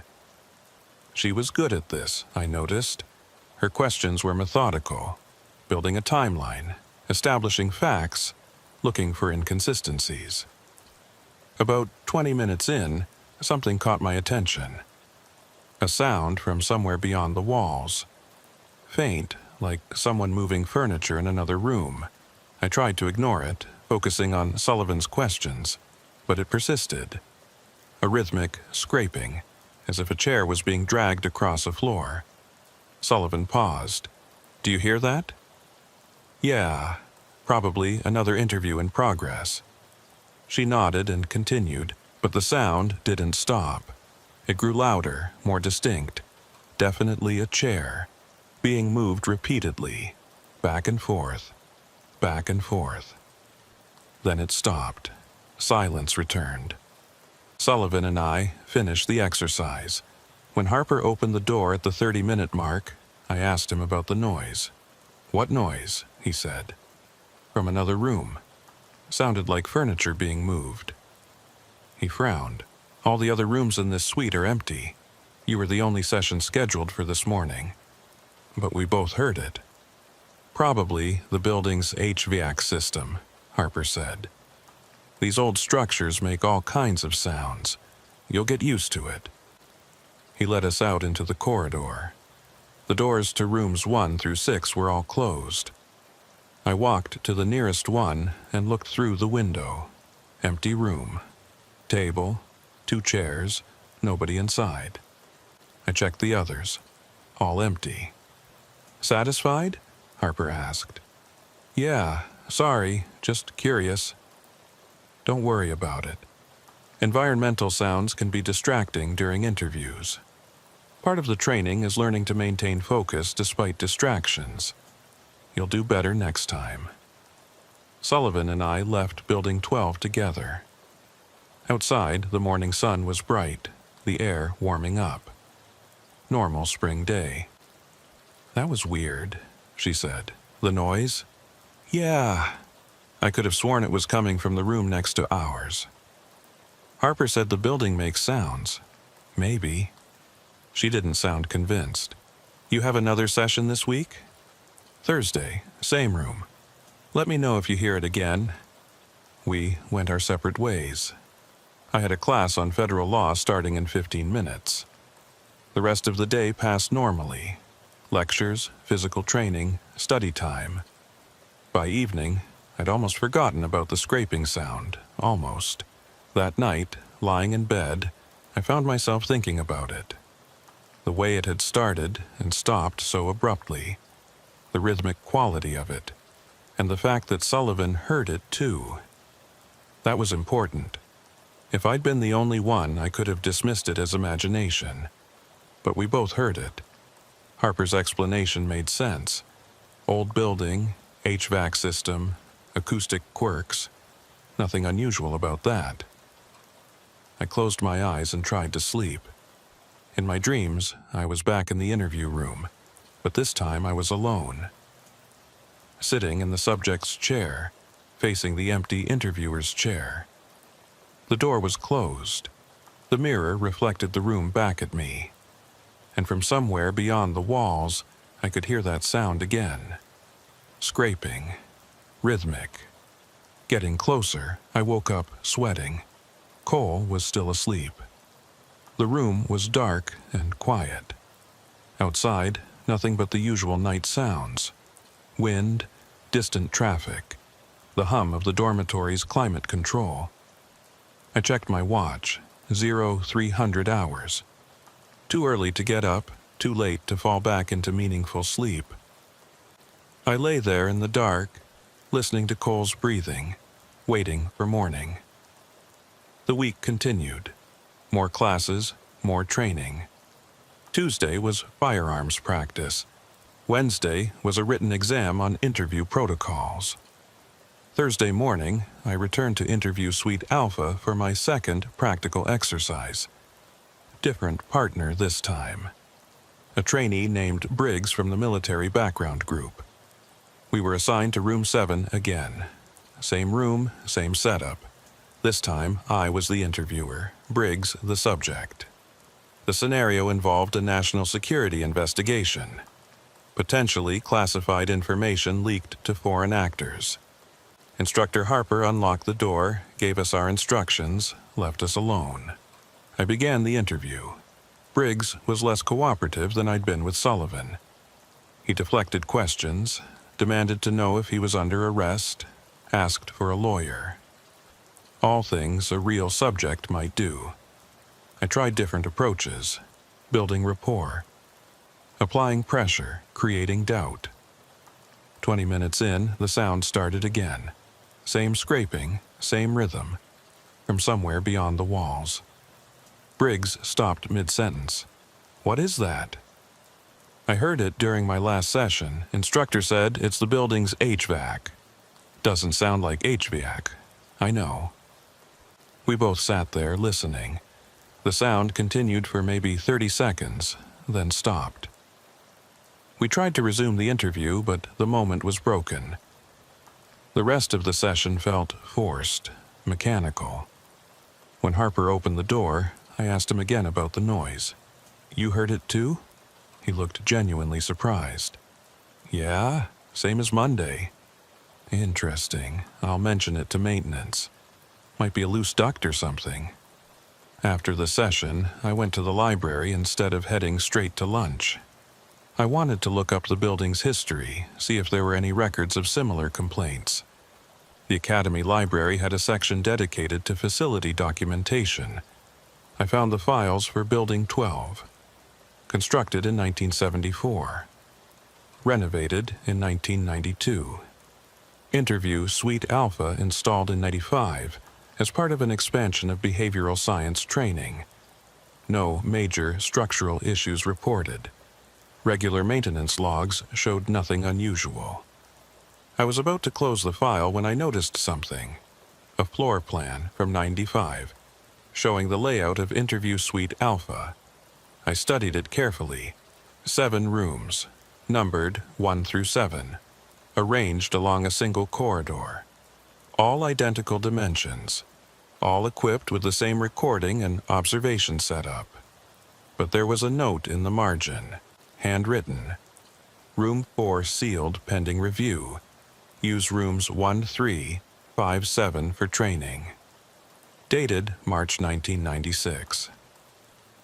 I flipped through the subsequent pages looking for any explanation of why room 4 had been sealed or whether it had been reopened. Nothing. The maintenance logs after 1996 made no mention of room 4 at all. I closed the file and sat back in my chair.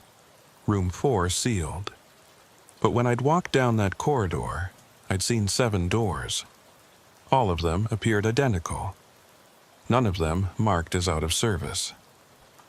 Maybe the note was outdated. Maybe room 4 had been reopened years ago and no one bothered to update the documentation. There was an easy way to check. I left the library and walked back to Building 12. The corridor was empty, all the interview rooms dark and unused. I walked slowly from one end to the other, counting doors. 1, 2, 3, 4, up, 6, 7. I stopped at room 4 and looked through the window. Inside, table, 2 chairs, recording equipment.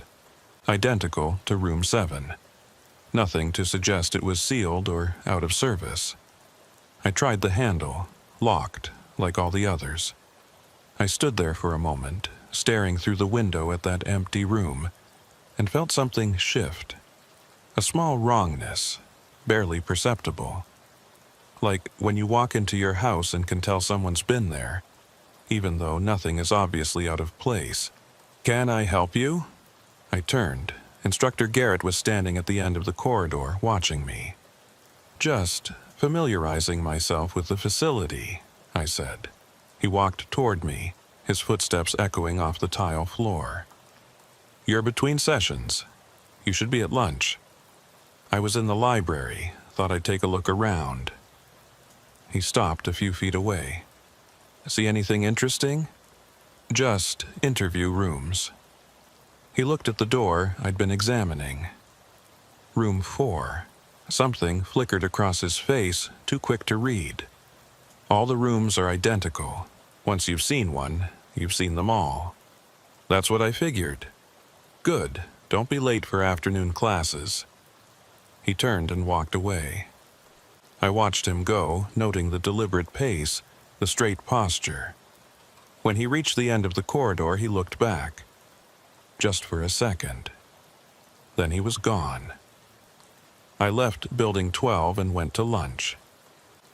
The dining facility was crowded, but I found Cole and Wyatt sitting together. I joined them. "How's interview training going?" Wyatt asked. "Fine. Strange, but fine." "Strange how?" I told them about the noise, the scraping sound both Sullivan and I had heard. Cole listened without comment, but Wyatt nodded. "I heard something similar," he said. "During my session Tuesday, thought it was another interview in progress, but the instructor said all the other rooms were empty." "Which room were you in?" 7. Same room.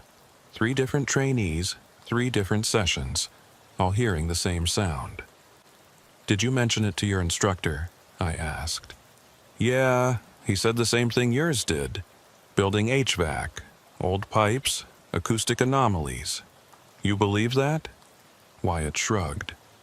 "I believe buildings make noise. Why? You think it's something else?"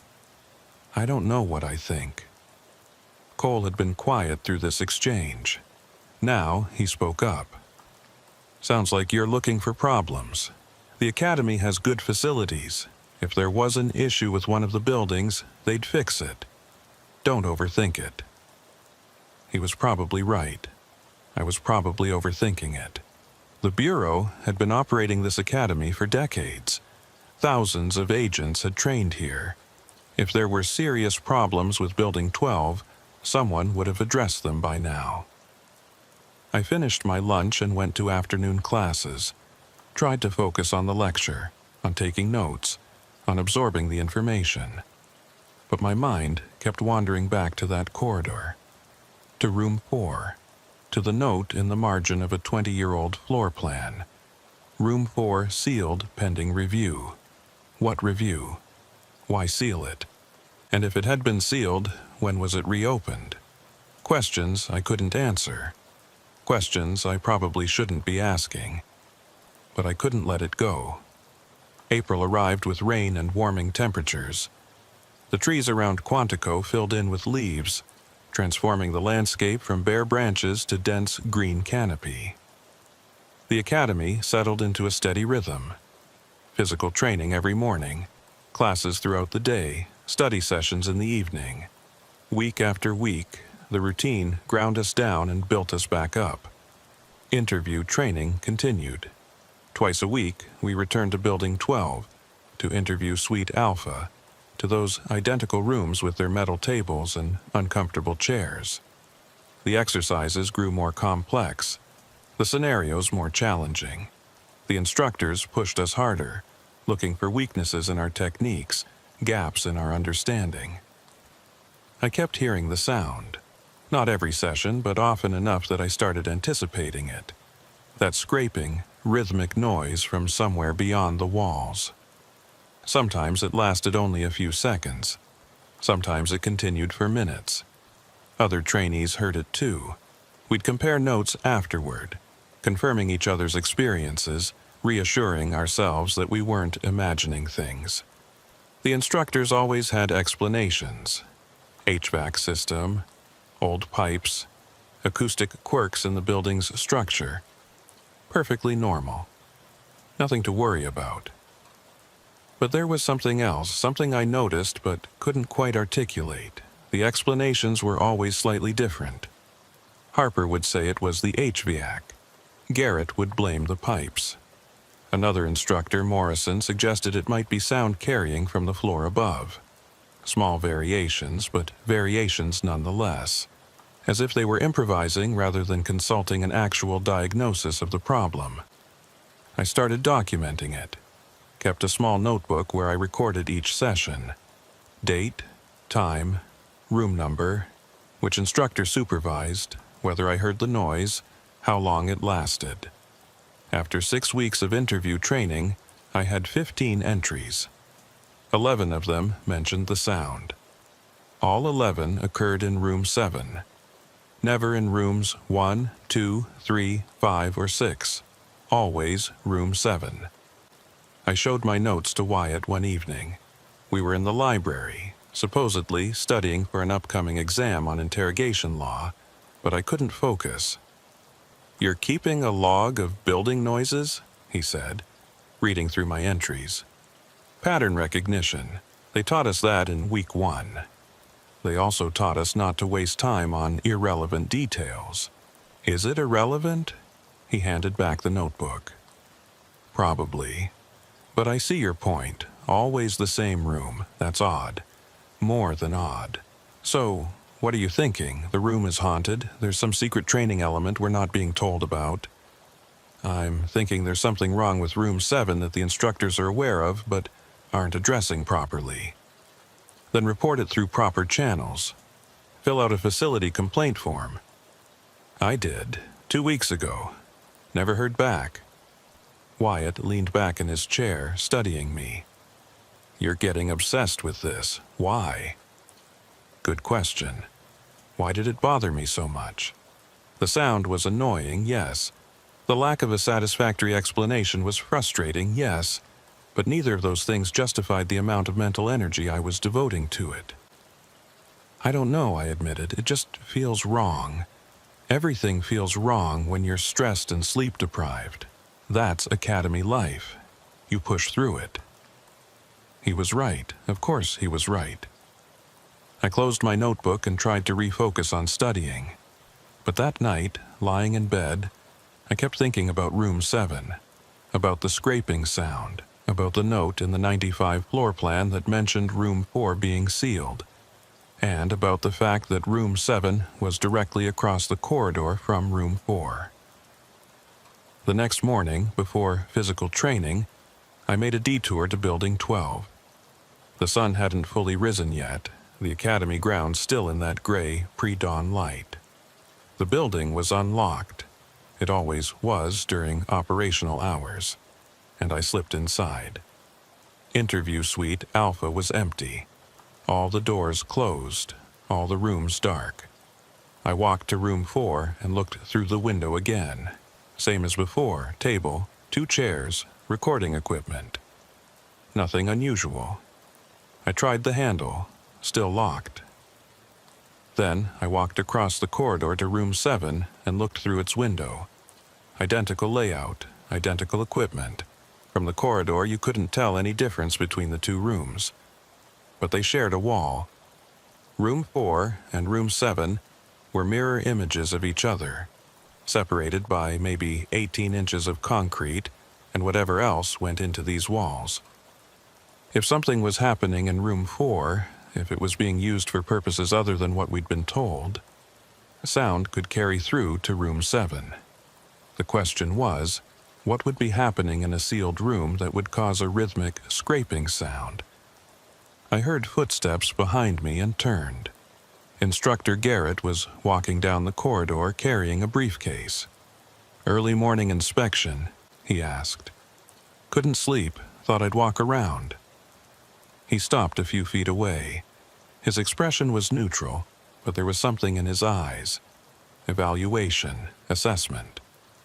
"You spend a lot of time in this building," he said. "More than the required training sessions." "I find the environment helps me think." "About what?" "Interview techniques, criminal psychology, what we're learning in class." "Nothing else?" I met his gaze. "Should there be something else?" For a moment, we just looked at each other. Then Garrett smiled, a thin expression that didn't reach his eyes. "The academy can be disorienting," he said. especially for trainees who are used to being in control of their environment. Here, everything is structured, scheduled, monitored. Some people find that claustrophobic. I'm managing fine. Are you?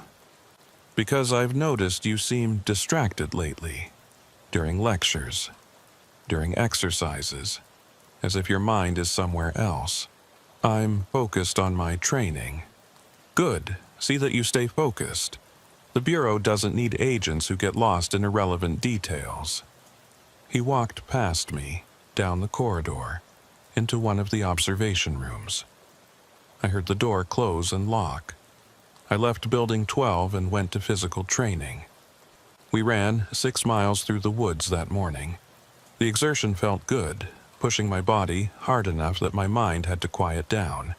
Just breathing and movement and the rhythm of feet on trail. After the run, after showering and breakfast, I had another interview session scheduled. Room 7, 0900 hours. Partner, Sullivan again. I was the interviewer this time. The scenario involved a corporate espionage case. Sullivan played the role of an employee suspected of stealing trade secrets. She was good at playing uncooperative, giving minimal responses, making me work for every piece of information. 15 minutes in, the sound started. Sullivan's eyes flicked toward the wall she was facing, the wall between room 7 and room 4. I kept questioning her, trying to maintain the exercise, but I was listening too. The scraping was louder this time, more distinct, and there was something else underneath it, a low sound, almost like breathing, rhythmic, in and out. "Do you hear that?" Sullivan whispered. "Stay in character," I said, more sharply than I intended. She blinked, startled, then nodded. We continued the interview, but the sounds didn't stop. Scraping, breathing. For the next 10 minutes, they persisted in the background, a constant distraction that made concentration nearly impossible. When Instructor Morrison opened the door at the 30-minute mark, I was ready to complain. But before I could speak, he said, "Good work maintaining focus despite the distraction. That's an important skill." "The distraction," I said. "You mean the noise from the room next door?" "There is no room next door. Room 6 is at the other end of the corridor." "Not room 6, room 4. The room directly behind that wall." I pointed at the wall Sullivan had been facing. Morrison's expression didn't change. "Room 4 isn't in use." "Why not?" "Maintenance issues. It's been out of commission for years. But I can see into it from the corridor. It looks operational. The structure is sound. The equipment is not. We're waiting on budget approval for upgrades before reopening it." Sullivan spoke up. "If the room isn't in use, why were there sounds coming from it?" "The sounds you heard were from the HVAC system. The ductwork runs through that wall, creates acoustic anomalies." The same explanation. Slightly different wording, but the same basic message. Nothing unusual. Nothing to worry about. After the session, Sullivan and I walked back to the main complex together. "That was bullshit," she said quietly. "Which part?" "All of it. The HVAC explanation, the maintenance issues story. Something's not right about that room." "I know. What are you going to do about it?" "I don't know yet." We parted ways at the dormitory. I went to my room, intending to change before lunch, but found Cole sitting on his bed with a serious expression. "We need to talk," he said. I closed the door. "About what?" "About you. About the fact that you're spending all your time obsessing over a room in Building 12 instead of focusing on your training." "Who told you that? Does it matter?" "The instructors are talking. They think you're having adjustment issues, paranoia, stress-related delusions. I'm not delusional. Other people hear the sounds too." "So what? Buildings make noise? It's not a conspiracy." "I never said it was a conspiracy." "Then what is it? What do you think is happening in room 4 that's so important you're willing to risk your entire career at the Bureau to investigate it? I didn't have a good answer. Because the truth was, I didn't know what I thought was happening. I just knew something was wrong. Something that the official explanations didn't account for. I'm not risking anything, I said. I'm asking legitimate questions about a facility issue. You're making yourself a problem, and the Bureau doesn't like problems. They especially don't like trainees who can't follow the program without creating drama. He stood up and grabbed his jacket. I'm telling you this as a friend. Drop it. Stop going to Building 12 when you don't have sessions. Stop questioning the instructors. Focus on graduating. Because if you don't, you're going to wash out, and that would be a waste. He left. I sat on my bed, staring at the wall, feeling the weight of his words. He was right. Of course he was right. I was jeopardizing my career over building acoustics. It was absurd, but I couldn't let it go. That night I made a decision.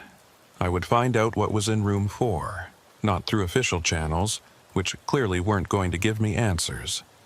Through direct observation. I waited until 0200 hours, when the academy was at its quietest. Cole was asleep. I dressed in dark clothes, grabbed a small flashlight, and slipped out of the dormitory. The walk to Building 12 took 15 minutes. The grounds were mostly deserted at this hour. Just a few security patrols that I avoided easily.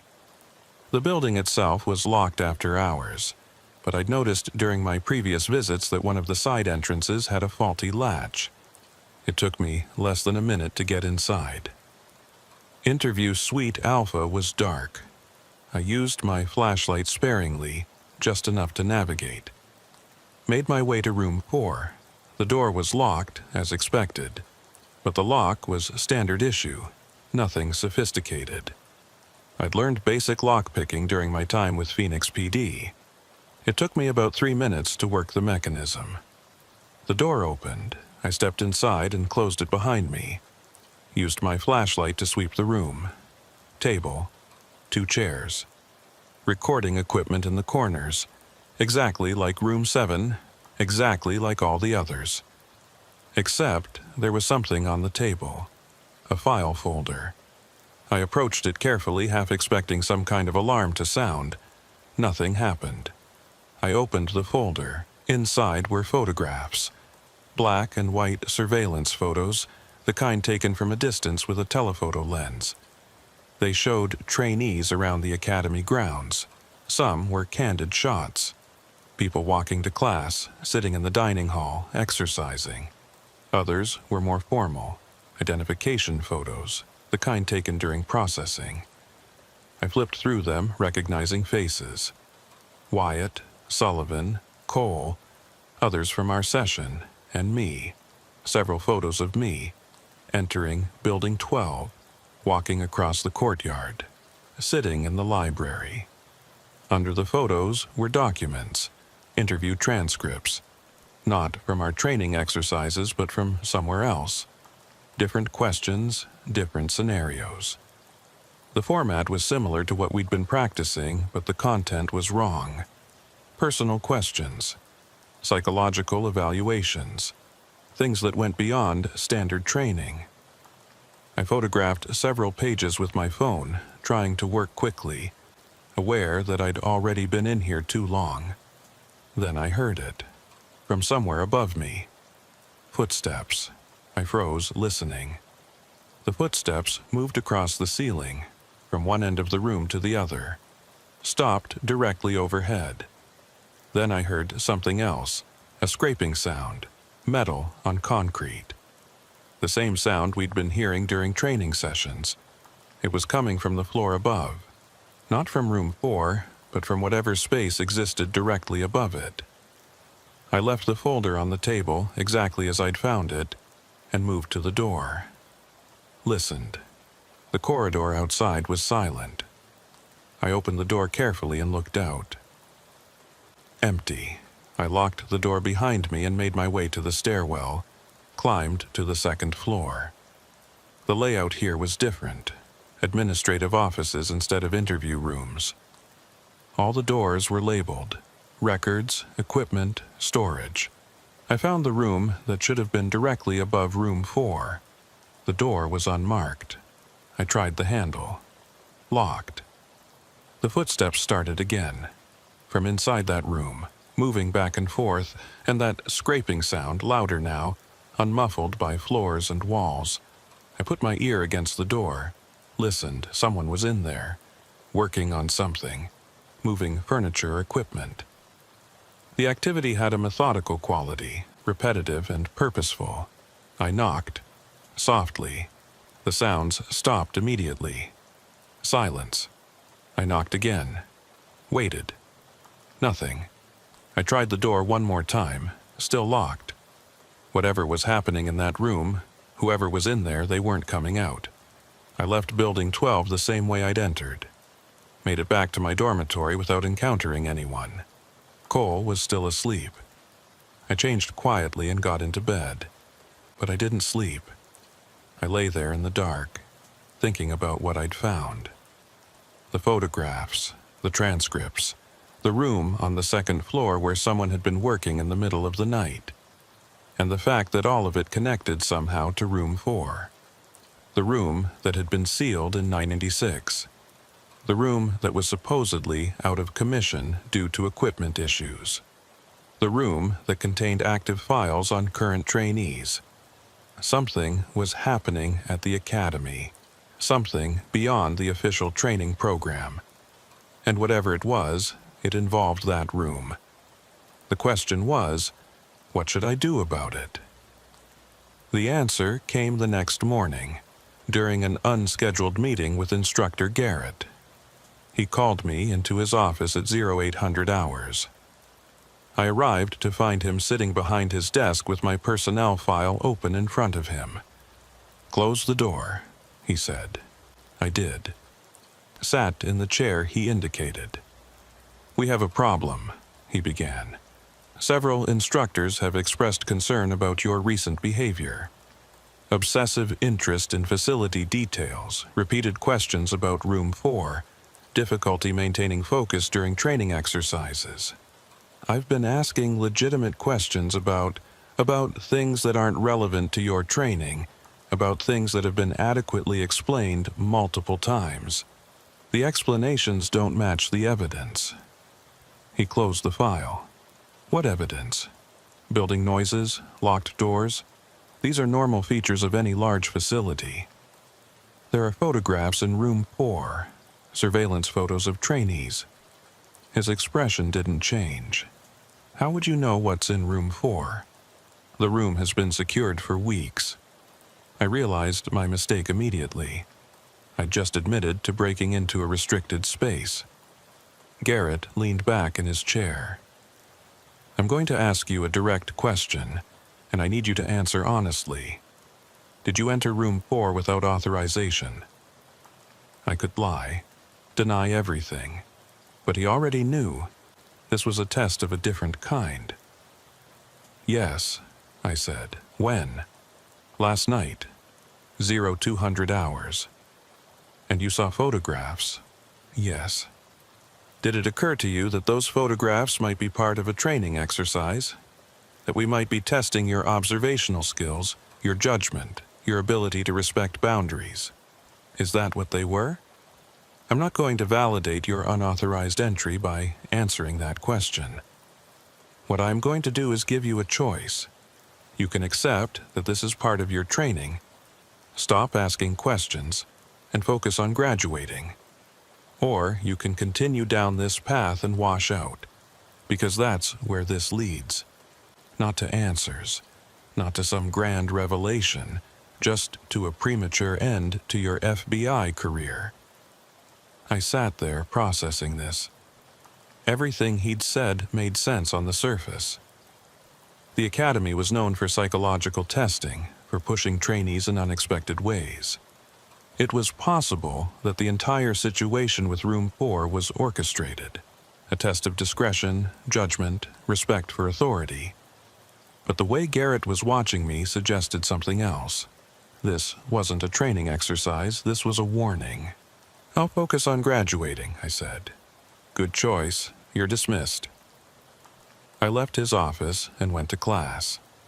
Spent the rest of the day trying to concentrate on lectures and exercises. That night, I deleted the photos I'd taken from my phone. Threw away my notebook with all the documented observations. Cole was right.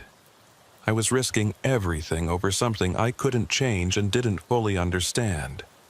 I needed to let it go. But as I lay in bed that night, I kept thinking about those photographs. About the transcripts. About the locked room on the second floor where someone had been working at 0200 hours. And I knew I wasn't going to let it go. I just needed to be more careful about how I pursued it. May brought humid heat and the accelerated pace of advanced training. We were past the halfway point now, deep into specialized instruction.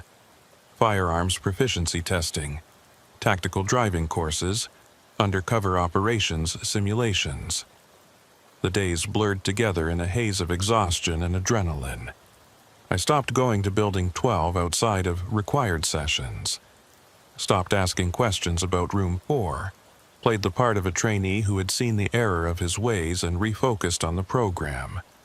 The instructors seemed satisfied. My performance evaluations improved. Cole stopped giving me concerned looks. But I hadn't stopped investigating. I'd just changed my approach. Instead of direct observation, I started gathering information indirectly. Conversations with other trainees. Casual questions that seemed like normal curiosity. I learned that several people from our session had been called in for supplemental interviews by BSU instructors. Not as part of regular training, but special one-on-one sessions scheduled outside normal hours. Wyatt had one. So did Sullivan. A trainee named Porter. Another named Reed. When I asked what the interviews were about, they all gave variations of the same answer. Psychological evaluation, career counseling, nothing unusual. But there was something in their expressions when they said it. A careful neutrality that suggested they'd been told not to discuss it. I checked the library records, looking for any documentation of these supplemental interviews. Found nothing. Checked the official training schedule. No mention of them. They were happening off the books, outside the formal curriculum. One evening in mid-May, I was studying in the library when Sullivan sat down across from me. She looked tired, shadows under her eyes. "Can I ask you something?" she said quietly. "Sure. Have you had any weird dreams lately?" I set down my pen. Define weird. About the interview rooms. About Building 12. About being watched. Why? She glanced around, making sure no one was nearby. "Because I have. Every night for the past 2 weeks. And I can't tell if it's just stress or if something else is going on. What happens in the dreams? I'm in one of the interview rooms, usually room 7. I'm sitting at the table, but I can't move. And someone's watching from behind the mirror. I can feel them watching. Then I hear sounds from the room next door. The scraping. But when I try to leave, the door won't open. The same dream I'd been having, almost word for word." "You're not the only one," I said. "What do you mean?" "I've had similar dreams. So has Wyatt. And Porter mentioned something about nightmares, though he didn't go into detail." Sullivan leaned forward. "That's not normal. 4 people from the same training session having the same nightmares. That doesn't just happen. It could be suggestion. We're all experiencing the same stressful environment. Our minds process it the same way. Or something in that building is affecting us. Like what? Toxic mold, infrasound. I don't know. But I do know that every time I have one of those supplemental interviews, the dreams get worse. Where do they conduct the interviews? Building 12, second floor. A room I'd never been in before. It's set up differently than the regular interview rooms. More comfortable chairs, different lighting, and they record everything. But they told me the recordings are for research purposes only. Won't be part of my official file. Research into what? They didn't say. Just asked a lot of questions about my thoughts, my feelings, my reactions to different scenarios. It felt more like therapy than training. I thought about the room on the second floor. The unmarked door. The sounds I'd heard at 0200 hours. "Sullivan," I said carefully, "if I told you I thought something genuinely wrong was happening here, would you believe me?" She was quiet for a moment. "Yeah, I would, because I think so too." We looked at each other across the library table, two trainees who had independently reached the same disturbing conclusion. "What do we do?" she asked. "We gather evidence. Real evidence, not just suspicions, and we find out what's actually happening in that building." Over the next week, Sullivan and I coordinated our efforts. She focused on the supplemental interviews, trying to remember every detail, every question asked. I focused on the building itself, its layout, its access points, its patterns of use. Wyatt joined our informal investigation after Sullivan told him what we'd discussed. He was skeptical at first, but his skepticism faded when we compared notes and realized how many anomalies we'd all experienced. We met in the library late at night, when most trainees were asleep. Shared observations, built a timeline, and slowly a pattern emerged. The supplemental interviews started 3 weeks into training. They were conducted with trainees who had been assigned to Room 7 for their initial sessions. Only Room 7, never the other rooms in Interview Suite Alpha. The dreams started after the interviews, within days, sometimes hours. And there was something else, a detail so subtle we almost missed it. During regular training sessions in Room 7, time felt off. Exercises that should have lasted 30 minutes felt shorter or longer. Not dramatically, just enough to be noticeable when you checked the clock afterward. "Time perception distortion," Wyatt said. "Classic sign of psychological manipulation." "Or drugs," Sullivan added. "Something in the air system, mild hallucinogen or dissociative." "That's illegal," I said. "So is unauthorized psychological experimentation. But if that's what's happening, they'd need consent. Some kind of waiver we signed without realizing what it was for." We went back through our orientation paperwork. Hundreds of pages of forms we'd signed on our first day. Most of it standard.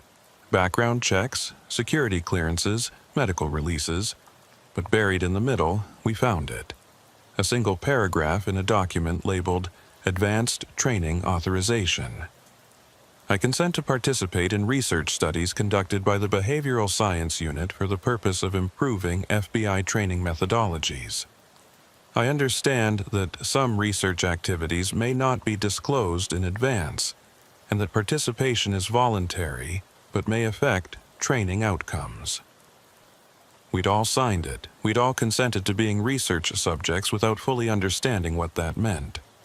"This is insane," Sullivan said. "It's legal," Wyatt countered. "Barely, but legal. They got our consent." "For what? To mess with our heads?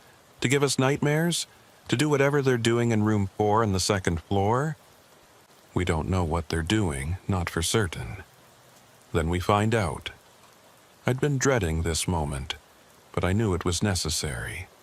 "I think I need to go back into Room 4, look at those files more carefully, see if there's any documentation of what the actual research involves." "Too risky," Wyatt said. "If you get caught again, you're out. If we don't get answers, we're just going to keep spiraling. I'd rather risk getting caught than spend the rest of my career wondering if the Bureau experimented on me during training." Sullivan nodded. "I'll go with you. 2 people can search faster than 1. We planned it for the following night, Friday. when security would be lighter due to weekend staffing patterns. Wyatt would keep watch from outside the building, text us if anyone approached. At 0100 hours, we met outside the dormitory, dressed in dark clothes, flashlights in our pockets, phones on silent.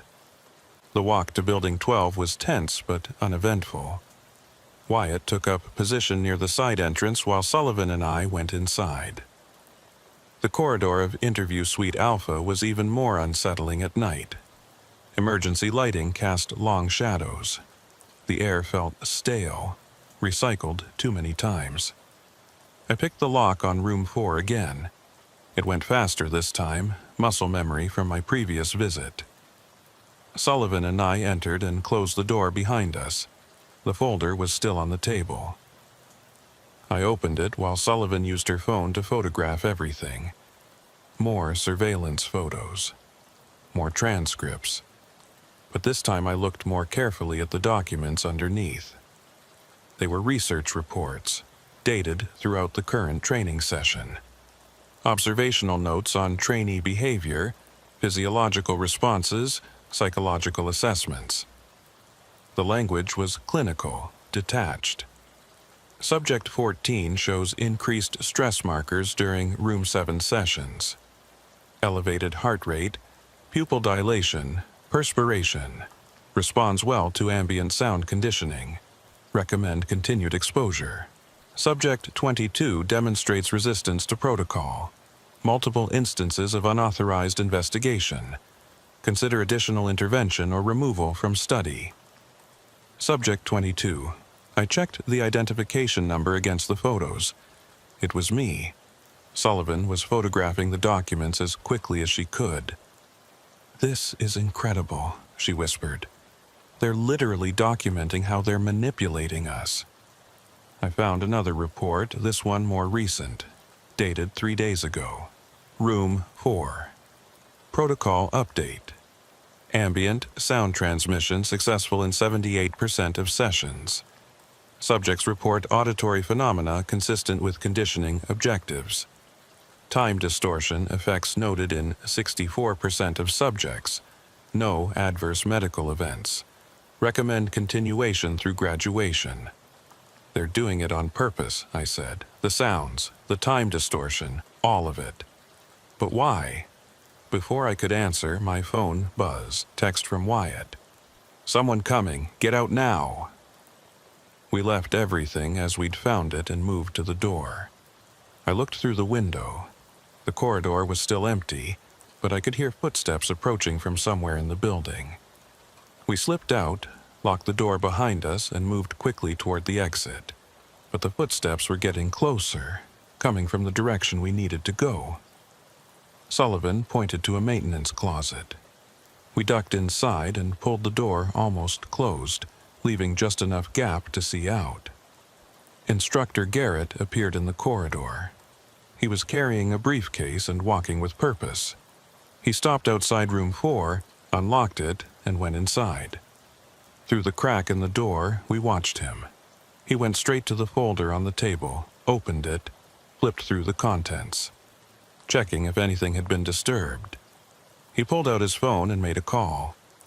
We couldn't hear what he said, but his body language suggested urgency. After a few minutes, he left room 4 and walked toward the stairwell. We waited until his footsteps faded, then carefully emerged from the closet. "He knows someone was in there," Sullivan said. "Maybe. Or he's just doing a routine check." At 0100 hours, we got out of Building 12 as fast as we could without running. Found Wyatt waiting outside, agitated. "What took so long?" he demanded. "Garrett showed up. We had to hide." "Did he see you?" "No, but he went into room 4. He might know someone's been accessing it." "Then we need to assume you're compromised. They'll be watching you now." We walked back to the dormitories separately, trying not to draw attention. In my room, Cole was asleep. I got into bed fully dressed, my heart still racing, my mind processing everything we'd discovered. The Bureau was conducting psychological research on trainees without their informed consent, using Room 7 as a conditioning environment. creating auditory phenomena, distorting time perception, monitoring our responses, documenting everything. The question was why? What was the research objective? What were they training us for that required this kind of manipulation? I didn't sleep that night. Just lay there staring at the ceiling, listening to Cole's breathing, waiting for someone to knock on the door and tell me I was expelled. The knock came at 0600 hours. Not expulsion. Summons. Instructor Garrett wants to see you immediately. I got dressed and followed the messenger to Building 12. Garrett's office was on the second floor, the same floor as that unmarked room where I'd heard sounds during my previous unauthorized visit. He was waiting behind his desk when I entered. His expression was carefully neutral. "Sit down." I sat. "We have security footage," he said, without preamble, "of you and trainee Sullivan entering Interview Suite Alpha last night without authorization. For the second time in your case." I didn't respond. There was nothing to say. "You were warned after your first violation. You chose to ignore that warning, and you involved another trainee, which makes this even more serious. We were investigating. You were trespassing, breaking and entering, violating the terms of your training agreement. These are grounds for immediate dismissal." He opened a folder on his desk. Inside, I could see documents. Termination paperwork, probably. "However," he continued, "the behavioral science unit has a different perspective. They see your initiative as potentially valuable. Your investigative instincts are good. Your observational skills are excellent. You identified anomalies that most trainees miss entirely." I blinked. This wasn't the conversation I'd expected. "What are you saying?" "I'm saying we'd like to offer you a choice. You can accept termination and leave the academy today. Or you can agree to participate fully in the BSU research program, with complete awareness of what it entails, and continue your training." "What does it entail?" He pulled out another document. "This is a detailed consent form. It explains the nature of the psychological research being conducted, the methodologies, the objectives, the potential risks and benefits. If you agree to participate, you'll continue training as normal. You'll graduate with your class, and you'll have contributed to important research that will improve FBI training for future generations. And if I refuse, you'll be dismissed for violating academy regulations. Your application to the Bureau will be permanently denied. You'll return to whatever career you had before Quantico." I took the document and read it carefully. It was remarkably candid. The BSU was studying advanced psychological conditioning techniques for high-stress operational environments. They were using Interview Suite Alpha, specifically Room 7, as a laboratory. The ambient sounds were indeed artificially generated. The time distortion was induced through environmental manipulation that wasn't further specified. The supplemental interviews were intensive psychological assessments. The objective, according to the document, was to determine whether trainees could be conditioned to maintain performance under extreme psychological pressure while retaining the ability to question and investigate anomalies, a balance between compliance and critical thinking essential for undercover operations. "Room 4, I said. "What's its role in this?" "Room 4 is the control center, where we monitor Room 7 sessions, where we generate the conditioning stimuli, where we store research data." "And the room above it? The unmarked room on the second floor?" Garrett's expression flickered. "You've been very thorough. That room is where we conduct advanced analysis, late-night research sessions when the building is otherwise unused." "Why not just tell us from the beginning? Why make it secret?" "Because the research is testing whether trainees can identify and investigate psychological manipulation while it's happening to them. If we told you in advance, the results would be meaningless. We need authentic responses. I set down the document. So, everyone who's been in room 7, we're all part of this? Not everyone. Only those who demonstrated specific psychological profiles during initial screening. You, Sullivan, Wyatt, Porter, Reed, and a few others. About 15 trainees from your session. And the rest? Standard training. They use rooms 1, 2, 3, 5, and 6. Only our research subjects use room 7. I thought about this. It made a kind of sense. The Bureau would want to test new training methodologies before implementing them broadly. Using a subset of trainees as a pilot group was logical, but it still felt wrong. The deception, the manipulation, the fact that we'd signed consent forms without understanding what we were consenting to. What happens if I sign this and continue the program? You complete training, graduate, get assigned to a field office. The research data becomes part of the BSU archives. You move on with your career. And if I refuse, you leave today. Everything you've learned here remains classified. You don't discuss it with anyone, ever, or face federal prosecution for disclosing classified research. I looked at the consent form again. My signature would mean accepting that I'd been experimented on, that it would continue, and that I was okay with it. But refusing meant giving up everything I'd worked for. My career with the Bureau. My future as a federal agent.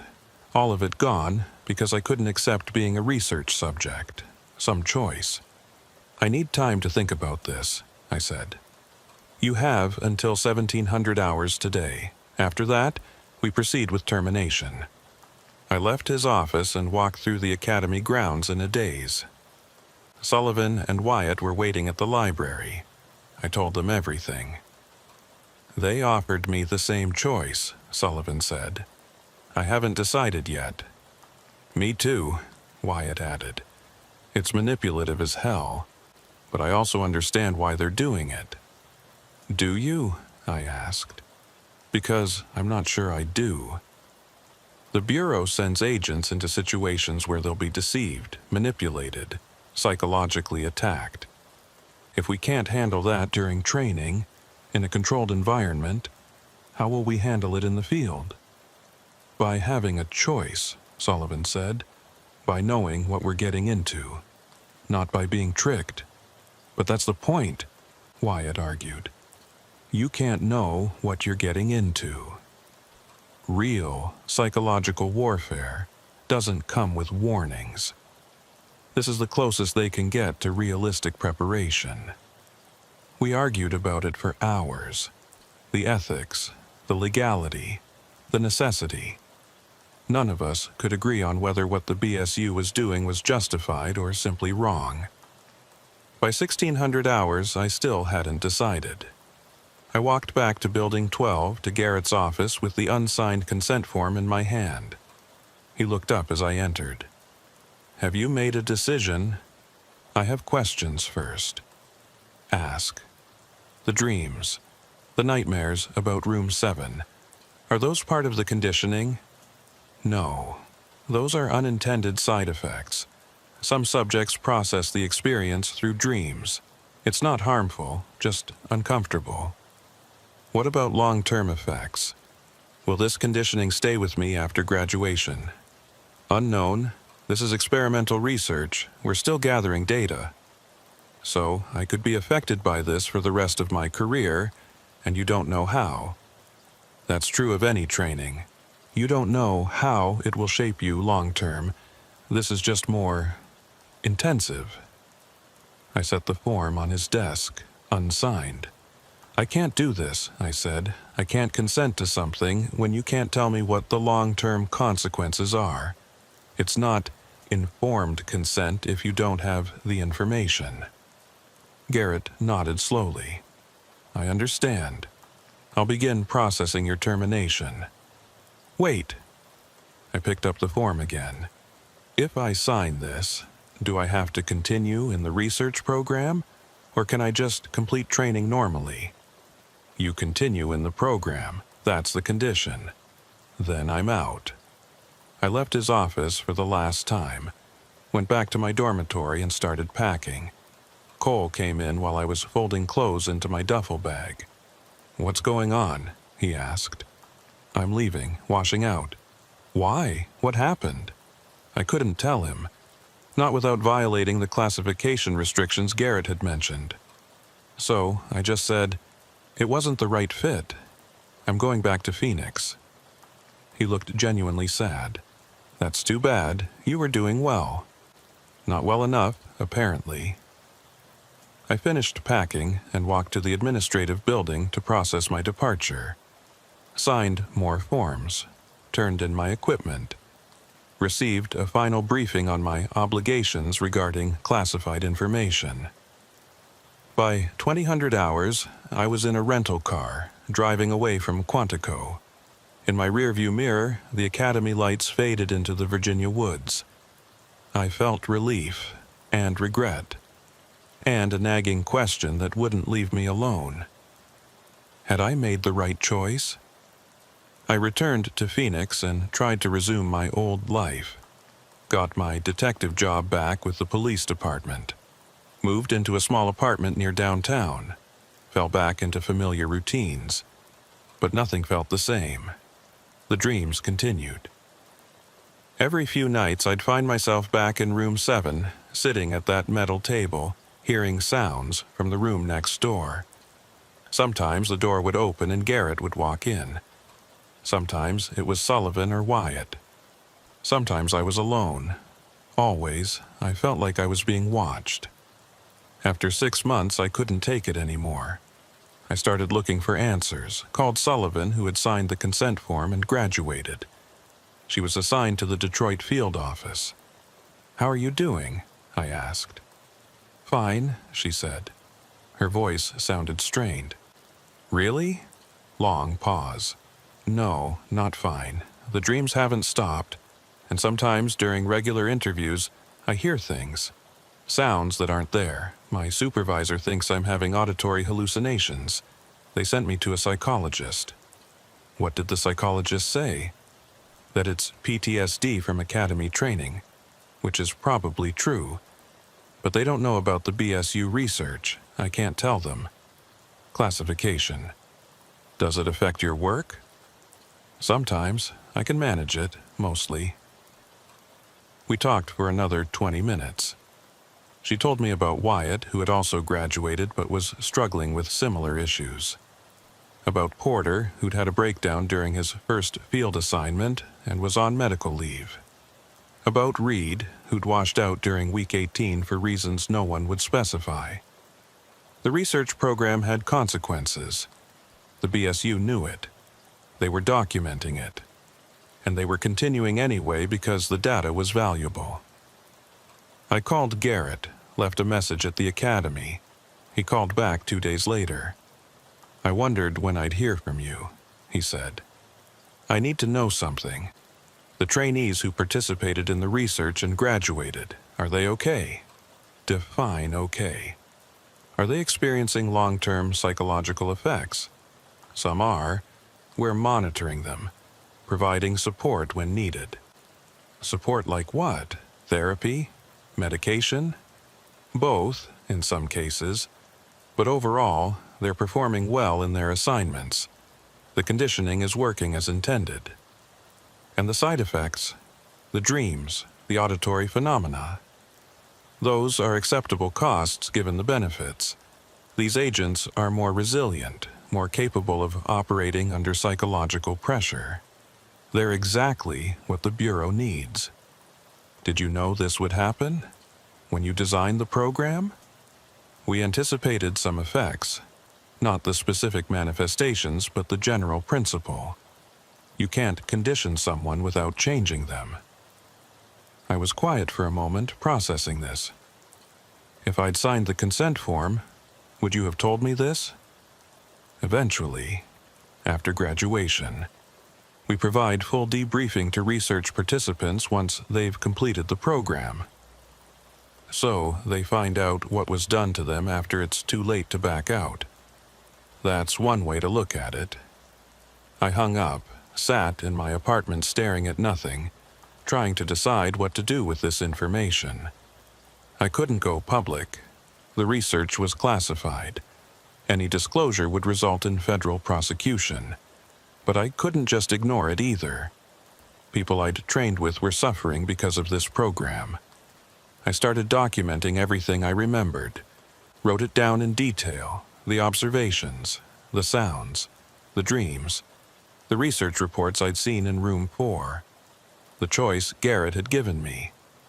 I put it all in a sealed envelope and left it with my attorney. Instructions to open it only if something happened to me or if the BSU research became public through other means. Then I tried to move on, but Quantico wouldn't let me go. 2 years after I left the academy, I got a call from Sullivan. She sounded shaken. "Did you hear about Wyatt?" she asked. "No. What happened?" "He killed himself. 2 weeks ago. Drove out to the woods and shot himself. They're calling it depression, but I think it was the research. The conditioning, it broke something in him." I felt cold. "Did he leave a note?" "Nothing, just gone." We were quiet for a while. Then Sullivan said, "I think we need to do something. Tell someone. Get the program shut down." "We can't. It's classified. People are dying. One person that we know of. One is too many." She was right, but I didn't know what we could do. The Bureau had covered every angle. The consent forms, the classification, the institutional support for the research. Unless, what if we went to the Office of Professional Responsibility, I suggested, reported it as an ethics violation. With what evidence? We signed consent forms. We agreed to participate. You did, I didn't. You were offered the choice. Under duress. Sign or get expelled, that's not voluntary consent. Sullivan considered this. It might work, but it would probably end your career, and mine, and anyone else who participated in the complaint. "I don't have a career with the Bureau anymore. I washed out, remember?" "Then why do you care?" Good question. Why did I care? I'd walked away, started over, built a decent life in Phoenix. But I couldn't stop thinking about Wyatt, about the dreams that wouldn't end, about future trainees who might go through the same program, experience the same conditioning, face the same consequences. "Because it's wrong," I said, "and someone needs to say so." Over the next 6 months, Sullivan and I built a case, quietly, carefully. We contacted other research subjects, gathered their stories, documented the effects they were experiencing. Not everyone wanted to participate. Some were afraid of retaliation. Others had convinced themselves that what happened was necessary and justified. But we found enough. 8 former trainees willing to file a complaint with OPR. 8 people describing similar experiences, similar symptoms, similar concerns about the BSU research program. We submitted the complaint in March, exactly 3 years after I'd arrived at Quantico. The investigation took 4 months. OPR interviewed witnesses, reviewed documents, examined the consent procedures. In the end, they concluded that the research was problematic but within legal parameters. The consent forms were adequate, if barely. The classification was properly maintained. The monitoring of long-term effects was ongoing. Recommended actions: improve informed consent procedures, increase psychological support for research participants, consider ending the program after current cohort completes. Consider. Not require. Not mandate. Consider. The research continued. Still continues as far as I know. With improved consent forms, better psychological screening, more support for trainees who experience adverse effects, but fundamentally unchanged. I think about that sometimes, about the choice I made, about whether I should have signed the consent form, graduated, become part of the system from inside where I might have had more influence.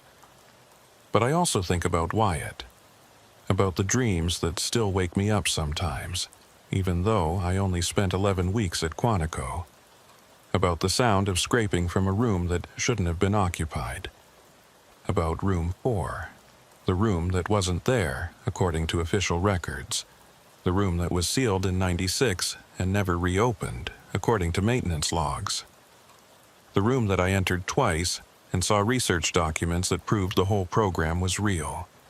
I still have copies of those documents, saved on an encrypted drive, hidden where no one will find them unless I want them found. Insurance, maybe. Evidence, definitely. Proof that what happened to us was real. Not imagination. Not stress-induced hallucination. Real. Last year, I got an email from an unknown address. No text, just an attachment. A photograph. It showed Interview Suite Alpha, the corridor with its numbered doors. But something was different. I counted the doors carefully. 6 rooms. Not 7. 6. Rooms 1, 2, 3, 5, 6, and 7. Room 4 was gone. Not sealed, not marked as out of service. Gone. The corridor was continuous with no gap where a door should have been, as if room 4 had never existed. I called Sullivan, described the photograph. "That's impossible," she said. "We were both in room 4. We saw the research reports." "I know. So what? They renovated the building? Removed the room? Maybe. Or maybe it was never there to begin with. We have photographs from when we were inside." "Do we? Check your phone. Check your backups." She was quiet for a long time. Then, "They're gone. All the photos I took in room 4. They're not in my cloud storage, not in my deleted folder, just gone." "Same here. I checked before I called you." We both knew what this meant. Someone had accessed our devices remotely, deleted specific files, left everything else intact. The Bureau was covering its tracks, removing evidence, making sure that if we ever tried to prove what happened, we'd have nothing but our own testimony. 2 unreliable witnesses with documented psychological issues claiming they entered a room that doesn't exist. Who would believe us? I still dream about Quantico, about walking down that corridor, counting doors, about the sounds from the room next door, about sitting in the interviewer's chair and feeling watched. But now, in the dreams, when I look at the wall between room 7 and the space where room 4 used to be, I see something different. I see myself on the other side of the mirror, looking back, and I don't know which version is real, the one sitting in the chair, or the one behind the glass, watching, recording, taking notes. Maybe both, maybe neither. Maybe the research never ended. Maybe it just changed format. Maybe I'm still in room 7, still being tested, still being conditioned. Maybe I never left. Sometimes, late at night, I hear a sound. Faint, rhythmic, like a chair being scraped across a floor. I tell myself it's the building, the pipes, the HVAC system. I tell myself it's nothing, but I know better. I know exactly what it is. The sound of someone working in a room that doesn't exist, conducting research that isn't happening, documenting subjects who think they're free. The sound of room 4, still operational, still monitoring, still there, even though it isn't, especially because it isn't.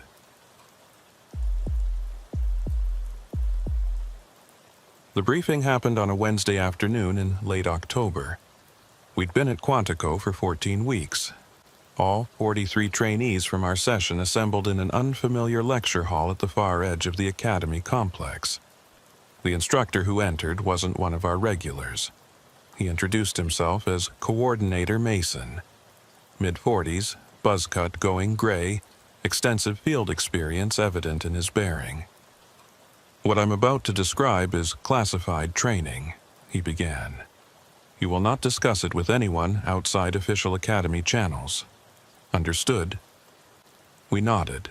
By week 14, we knew better than to ask questions prematurely. "You've been selected for Protocol 9, a nighttime tactical exercise testing your ability to operate under uncertainty, limited information, and psychological stress. Friday night, 2200 hours. You'll deploy in teams of 3 to remote areas. Your objective: locate and secure a designated target." He showed a topographical map. "Each team receives coordinates and basic equipment. Everything else is up to you." Questions followed. Teams were randomly assigned. Radio checks every 30 minutes. Medical support available, but teams should be self-sufficient. Mason answered with measured precision, never quite providing full clarity, which was probably intentional. "Team assignments posted tomorrow evening. Report to Equipment Depot Friday at 2100 hours. Dismissed." My roommate Carter, a former Marine, wasn't concerned. "Sounds standard. We did these all the time in the Corps." "Then why classify it?" He shrugged. "FBI protocols." But something felt off. The unfamiliar building, the unknown instructor, the emphasis on secrecy. That evening, I searched the Academy library for references to Protocol 9. Nothing. No curriculum guides, no session reports, no mention anywhere. I asked trainees from earlier sessions. Most had never heard of it. One second-year agent gave me a strange look. "You're doing Protocol 9?" he asked. "Friday night. Why?" "Just be careful. Follow instructions exactly. Don't improvise." "What happened during yours?" "We didn't have one, but I've heard things. People who've done it don't like talking about it afterward." Thursday brought team assignments. I was Team 9 with Briggs, competent, former law enforcement, and Ellis, quiet but solid.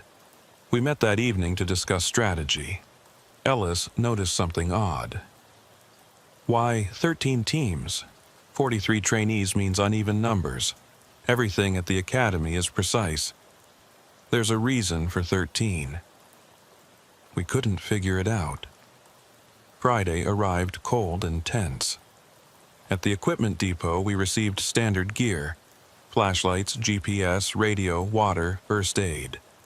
Mason handed each team a sealed envelope. "Don't open until you reach your starting position. Transport at 2200 hours." The vans were windowless. We couldn't see where we were going. After 25 minutes of disorienting turns, our van stopped. "Team 9, you're up."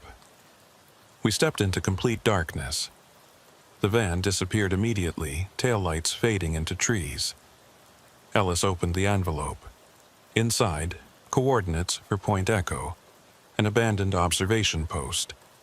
A straight-line distance, 3 miles through dense forest. A photograph showed a small concrete structure with a metal door. We checked our radio. "Team 9 to base, radio check." "Base to Team 9, we copy. Proceed to objective. Check in at 2230. We started walking northeast. The forest at night was alive with sounds, every shadow suggesting movement. After 15 minutes, we saw a light ahead, a Coleman lantern hanging from a tree. Underneath, surveying equipment, orange flags, a grid pattern. Professional setup. Recently placed, but no one around. "Survey crew at 2200 on Friday." Ellis shook his head. "This doesn't make sense." We continued. The terrain grew steeper. At 2230, we radioed in. En route, no issues. Around 2250, we heard a voice, distant but distinct, calling something we couldn't make out. It came again, clearer, a name we didn't recognize. "Another team?" Briggs suggested. "Briefing said we wouldn't encounter other teams." We tried radioing base about the voice. Static. No response. The radio was dead. "Battery's fine. Signal shows coverage, but nothing's getting through," Briggs said. We pressed forward. 20 minutes later, wood smoke. We found a campfire burning in a clearing. No one around. More orange surveying flags. "Definitely staged," I said. "Testing if we stay focused or get distracted." Briggs tried the radio again. "Team 9 to base. Scheduled check-in." Still nothing. "We should abort," Ellis said. Loss of communications wasn't in the briefing. "We're only a mile from the objective," Briggs countered. We continued. At 23:47, Ellis checked the GPS. 200 yards. Lights ahead through the trees. Not natural. Portable floodlights illuminating a small concrete structure. Point echo. Exactly matching the photograph, but described as abandoned. These floodlights suggested otherwise. We approached cautiously. The front door had only a keypad, no handle. But circling the structure, I found a second door. Ajar. "There's another entrance." Inside was a metal ladder bolted to the wall, descending into darkness. "Sublevel," I said. "I'm taking a look." Before Ellis could stop me, I descended. 15 feet down into a concrete tunnel, fluorescent lights flickering overhead. The tunnel extended both directions, maybe 30 feet each way. Briggs and Ellis followed reluctantly. On the wall, a detailed map of underground tunnels crisscrossing the academy grounds. Dozens of passages labeled with codes. One was marked P9. "Protocol 9, Ellis pointed. "That can't be coincidence." From the eastern tunnel, the P9 tunnel, we heard footsteps. Multiple people approaching. We pressed against the wall, killing our flashlights. A group of 6 emerged. Dark clothing. Moving with purpose, not speaking.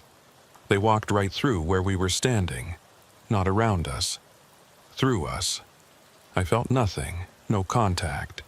They simply occupied the same space, then continued west. "What the hell was that?" Briggs whispered. "We need to leave." "Now," Ellis said.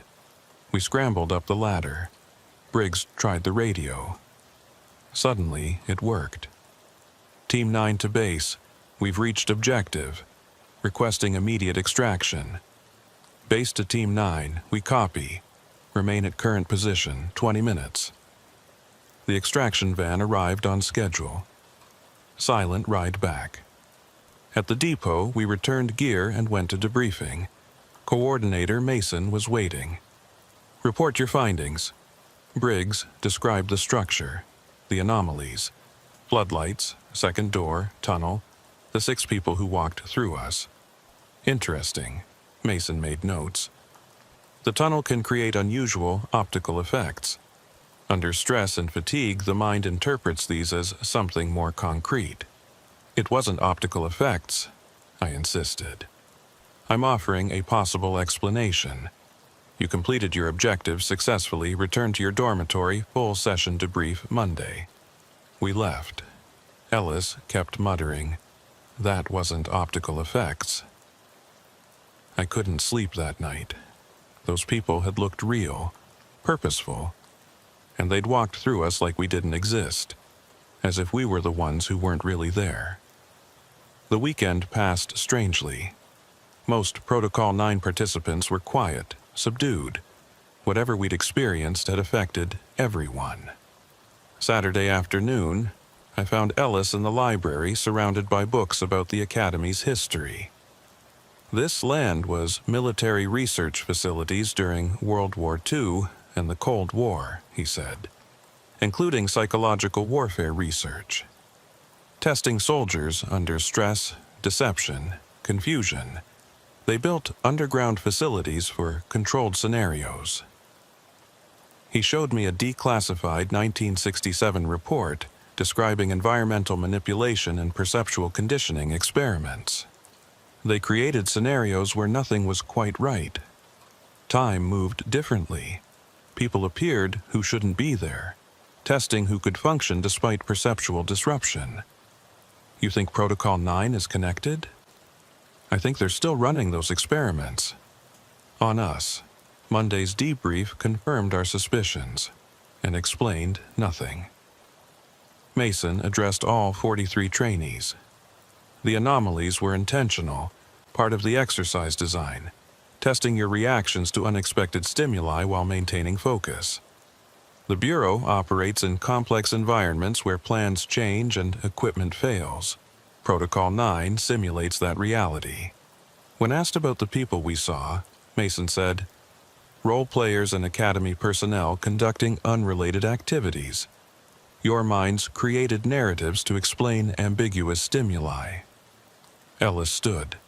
With respect, we all saw the same thing. They occupied the exact physical space we were in. What's your explanation, Trainee Ellis? I don't have one, but I know what I experienced. And I'm telling you the rational explanation. Whether you accept it or continue believing the impossible is up to you. But one path leads to successful completion of training, and the other doesn't. The threat was clear. Accept the official story or face consequences. After the debrief, Ellis and I talked. That was bullshit, he said. The tunnel labeled Protocol 9 wasn't random. That was the real objective. Why misdirect us to find what they wanted us to find? To see if we'd explore beyond stated objectives. Team 9 found the Protocol 9 tunnel. No coincidence. He planned to go back that night. I agreed to join him. At 0100 hours, we reached Point Echo. The floodlights were gone. The second door was closed but unlocked. We descended. Ellis photographed the tunnel map, then we followed P9 east. It sloped downward, ending at a metal door with a keypad.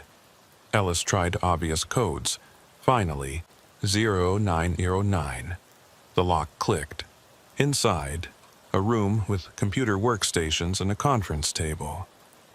Everything powered down but well maintained. On the table, binders filled with reports. I opened one randomly. Protocol 9, Session 2608, Preliminary Results. Our session detailed profiles of every trainee, psychological assessments, performance predictions. My profile predicted I'd investigate beyond the stated objective. Recommended for Advanced Operations Track pending performance confirmation. They've been studying us, Ellis said. The entire time. They predicted exactly how we'd respond. While he photographed pages, I found a binder labeled Historical Protocols, Archive. Inside, summaries of Protocol 9 exercises going back years. Same patterns. Teams sent to remote locations. Anomalies encountered. Some teams found the tunnels, and those who found the tunnels were flagged for advanced operations. This has been running for years, I said. Testing for initiative, curiosity, willingness to violate orders. We left at 0400, reaching the Academy by 0600. That afternoon, we reviewed Ellis's photographs, the profiles, the predictions, the archives, all confirming Protocol 9 was a screening tool. What do we do with this? Ellis asked. If we report it, they'll know we went back without authorization. That's grounds for expulsion. But if we don't, it continues. We agreed to wait. Think about it. Decide later. The next morning, Ellis wasn't at formation. Medical discharge, they said. Stress-related issues. He'd already left. That evening, I was summoned to Mason's office. Trainee Ellis is no longer part of this program, he said. I'm aware you two became close during Protocol 9. I'm also aware you were the driving force behind Team 9's exploration beyond stated objectives. Initiative like that is valuable. It's one of the qualities we look for in advanced operations. He slid a document across the desk. Preliminary agreement for specialized track. enhanced training, complex assignments, opportunities unavailable to standard agents. Your Protocol 9 performance suggests you'd be a good fit. I scanned the vague language, nothing specific about what it actually involved. What happened to Ellis? The real story. Psychological break during routine evaluation. Some people aren't suited for FBI work. Better to identify that during training. Did Protocol 9 cause it? We can't isolate single events as causative factors. Meaning, yes, but we won't admit it. I need time to think. 48 hours. 5 trainees from your session are being selected. That's significant. I didn't sign. Instead, I investigated. Talked to Briggs. He'd accepted immediately. Talked to Sullivan from another class. She hadn't been selected because her team aborted early. I told Sullivan about the underground facility. She listened carefully. So you have no proof, just your word about what you saw. I know what I saw. Let's say you're right. Why would they do it? To identify people who can handle ambiguity, who won't break when reality stops making sense. That describes every good undercover agent. Exactly. They're building a pipeline for deep cover operations. The 48-hour deadline arrived. I went to Mason's office with the unsigned document. You're declining? He looked disappointed. I need more information. I can't provide details until you've agreed and received clearances. What happened to Ellis? Psychological unsuitability. Better discovered during training than in the field. How many wash out of advanced operations? About 1 in 3. It's demanding work. I'm declining, but thank you for the offer. Understand you won't get another opportunity. If you're not selected now, you won't be considered in the future. A few days later, I was summoned to Dr. Reed, a contract psychologist. This is routine, she said. I understand you declined advanced operations. I'd like to understand your reasoning. I explained my concerns. Ellis's breakdown, the 1 in 3 failure rate. Those are legitimate concerns, she said. Ellis's discharge was necessary for his well-being. He was experiencing severe anxiety and paranoid ideation. Caused by Protocol 9? Exacerbated by it. The underlying vulnerabilities were pre-existing. She leaned forward. Off the record, advanced operations isn't for everyone. Some thrive, others don't. There's no shame in recognizing you're not comfortable with that level of ambiguity. I left, wondering if the evaluation was genuine or another test. That weekend, I decided to stop investigating. Focus on graduating, starting my career. Monday morning, I was summoned to the administrative director's office. Director Warren got straight to the point. Trainee Ellis has been making concerning statements, claiming unauthorized psychological experiments, alleging Protocol 9 was misrepresented. We have reason to believe you accompanied him to a restricted facility. I can explain. I'm not interested in explanations. I want you to contact Ellis as a concerned colleague. Express worry about his mental state. Suggest professional help. Discourage him from pursuing allegations. You want me to gaslight him? I want you to help a struggling colleague. If that serves the Bureau's interests, better. And if I refuse, security footage shows you in unauthorized areas, grounds for dismissal and criminal charges. I had 24 hours. I called Sullivan. She suggested, contact Ellis but don't gaslight him. Actually listen, they can't monitor your actual conversation.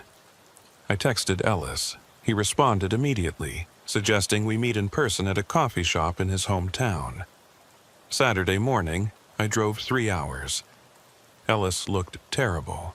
Thin, pale, exhausted, but not crazy, clear-eyed, coherent. They're trying to discredit me, he said. But everything I told them about Protocol 9 is true. Do you still have the photographs? They confiscated my phone. I have no evidence. Then, how can you prove it? I can't. That's the problem. He wanted collective testimony from multiple trainees. Together, we'd have credibility. We talked for an hour.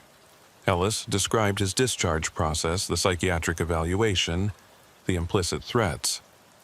I'll think about what you've said, I told him, but I need to be careful. Are you going to help me? I don't know yet. Monday, I reported to Director Warren. Did you contact Ellis? Yes, sir. And? He's struggling, but I don't think he'll pursue allegations further. He doesn't have evidence and knows the consequences. Warren studied me. Did you encourage professional help? I suggested it might be beneficial. It wasn't exactly what they wanted, but close enough. Good. We'll consider your unauthorized access resolved. I'd crossed a line I couldn't uncross. Chosen my career over truth. A small betrayal. But the Bureau would remember. I graduated in January. 20 weeks completed. The ceremony was formal and brief. I stood with 38 other successful trainees. 5 had washed out. Ellis and 4 others. My parents attended, took photographs. I smiled and felt empty. After the ceremony, Mason approached me. Congratulations. You did well despite complications. Thank you. Advanced Operations started specialized training last week. The 5 selected are doing excellent work. Good for them. It could have been you. You had the right qualities. Initiative, critical thinking. But not the willingness to accept ambiguity without question. You value certainty more than opportunity. Nothing wrong with that. The Bureau needs both kinds of agents. He finished his coffee. Your first assignment is Kansas City Field Office. Good location. You'll do well there. How do you know? Because we've been watching you for 20 weeks. We know exactly what kind of agent you'll be. I went to Kansas City. Handled routine cases. The work was fine. But I couldn't shake the feeling I was still being tested. 6 months in, Sullivan called. Ellis filed a complaint with OPR, alleging unauthorized psychological research on trainees. What happened? OPR investigated. Concluded all activities were properly authorized. No misconduct. Complaint dismissed. A year later, I was offered a position in the undercover program. Recognition of my adaptability, they said. I declined. Not everyone's cut out for deep cover work, my supervisor said. Takes a particular temperament. The same language Mason used. 2 years after graduation, Ellis called. We met at a bar. He looked healthier, but different. Wary. I've moved on, he said. Got a job with private security. I wanted to apologize for dragging you into my mess. You don't need to. I do. Because I was wrong. The Bureau wasn't conducting unauthorized research. It was all properly documented. I just didn't have access to the right documents. It was the official explanation. Word for word. Do you actually believe that? Does it matter? I've accepted it. What did they do to you? Nothing. They helped me understand I was wrong, that I was seeing patterns that didn't exist. He left. They'd gotten to him. Convinced, or pressured, or broken him. I went home and burned all my documentation. Decided Ellis was right. Overthinking would destroy me. 5 years later, I was promoted to supervisory special agent. 10 years later, offered a position at the academy teaching new trainees. I accepted. On my first day, I passed Building 12. I thought about those rooms, about Protocol 9, about everything that happened. Then I kept walking, because that's what you do in the Bureau. You accept ambiguity. You acknowledge there are layers you'll never penetrate. or it destroys you. 15 years after graduation, I helped develop new training protocols. Someone suggested enhancing nighttime navigation exercises, making them more psychologically demanding. I thought about saying something about Ellis and the others who washed out, but I didn't, because I understood now. The Bureau needed agents who could handle ambiguity, and the only way to find them was to test them, to push them, to break some of them. It was cruel, but probably necessary, or that's what I told myself. 20 years after graduation, I received a package at my academy office. Inside, a photograph of Point Echo, but different.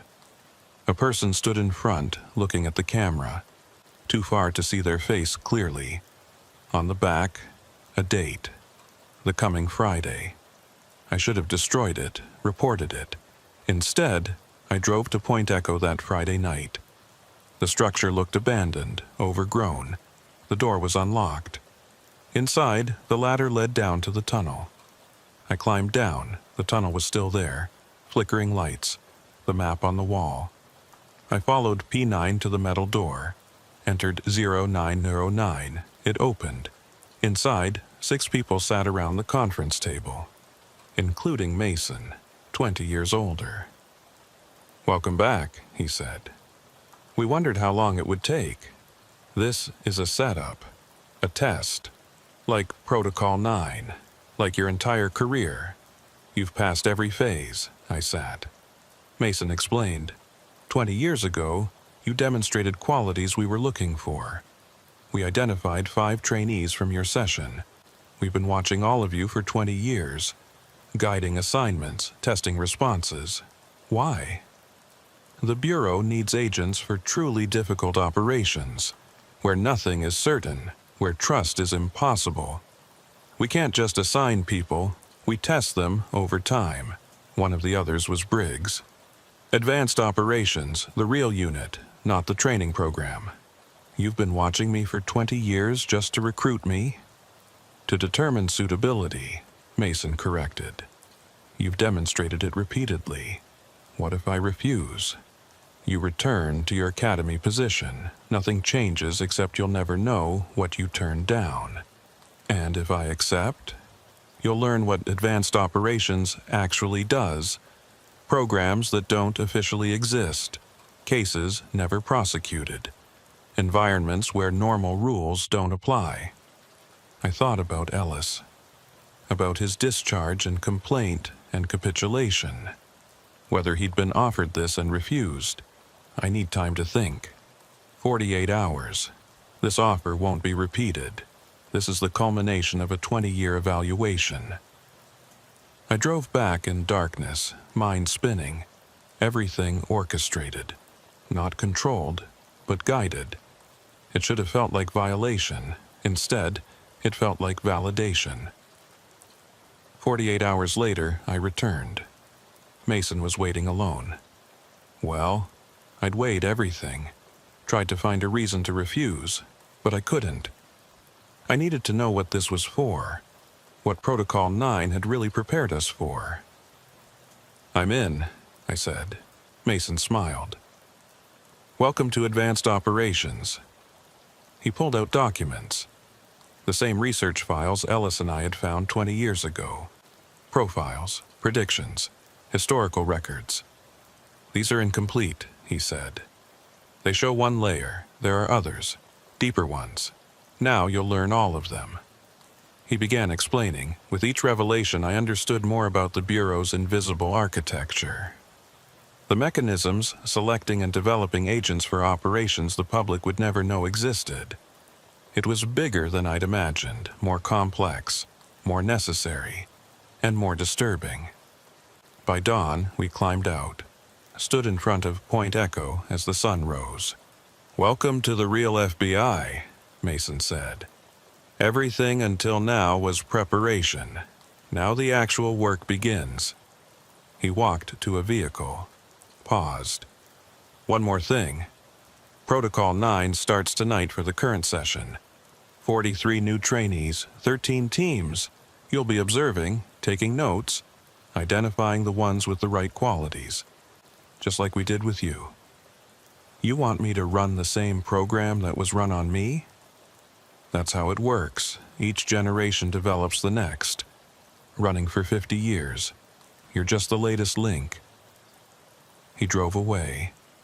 I stood alone, watching sunrise, thinking about what I'd agreed to. In hours, 43 trainees would assemble for a classified briefing. They'd be sent into the woods. Some would complete the basic task, some would go further. A few would find things they weren't supposed to find. And I would be watching, evaluating, deciding who to offer opportunities and who to let wash out. Just like Mason watched me. Just like someone watched him. An unbroken chain stretching back 50 years. I walked to my car. I had work to do, trainees to prepare, an exercise to coordinate. Protocol 9 was starting tonight, and I was part of it now. Not a subject, an administrator.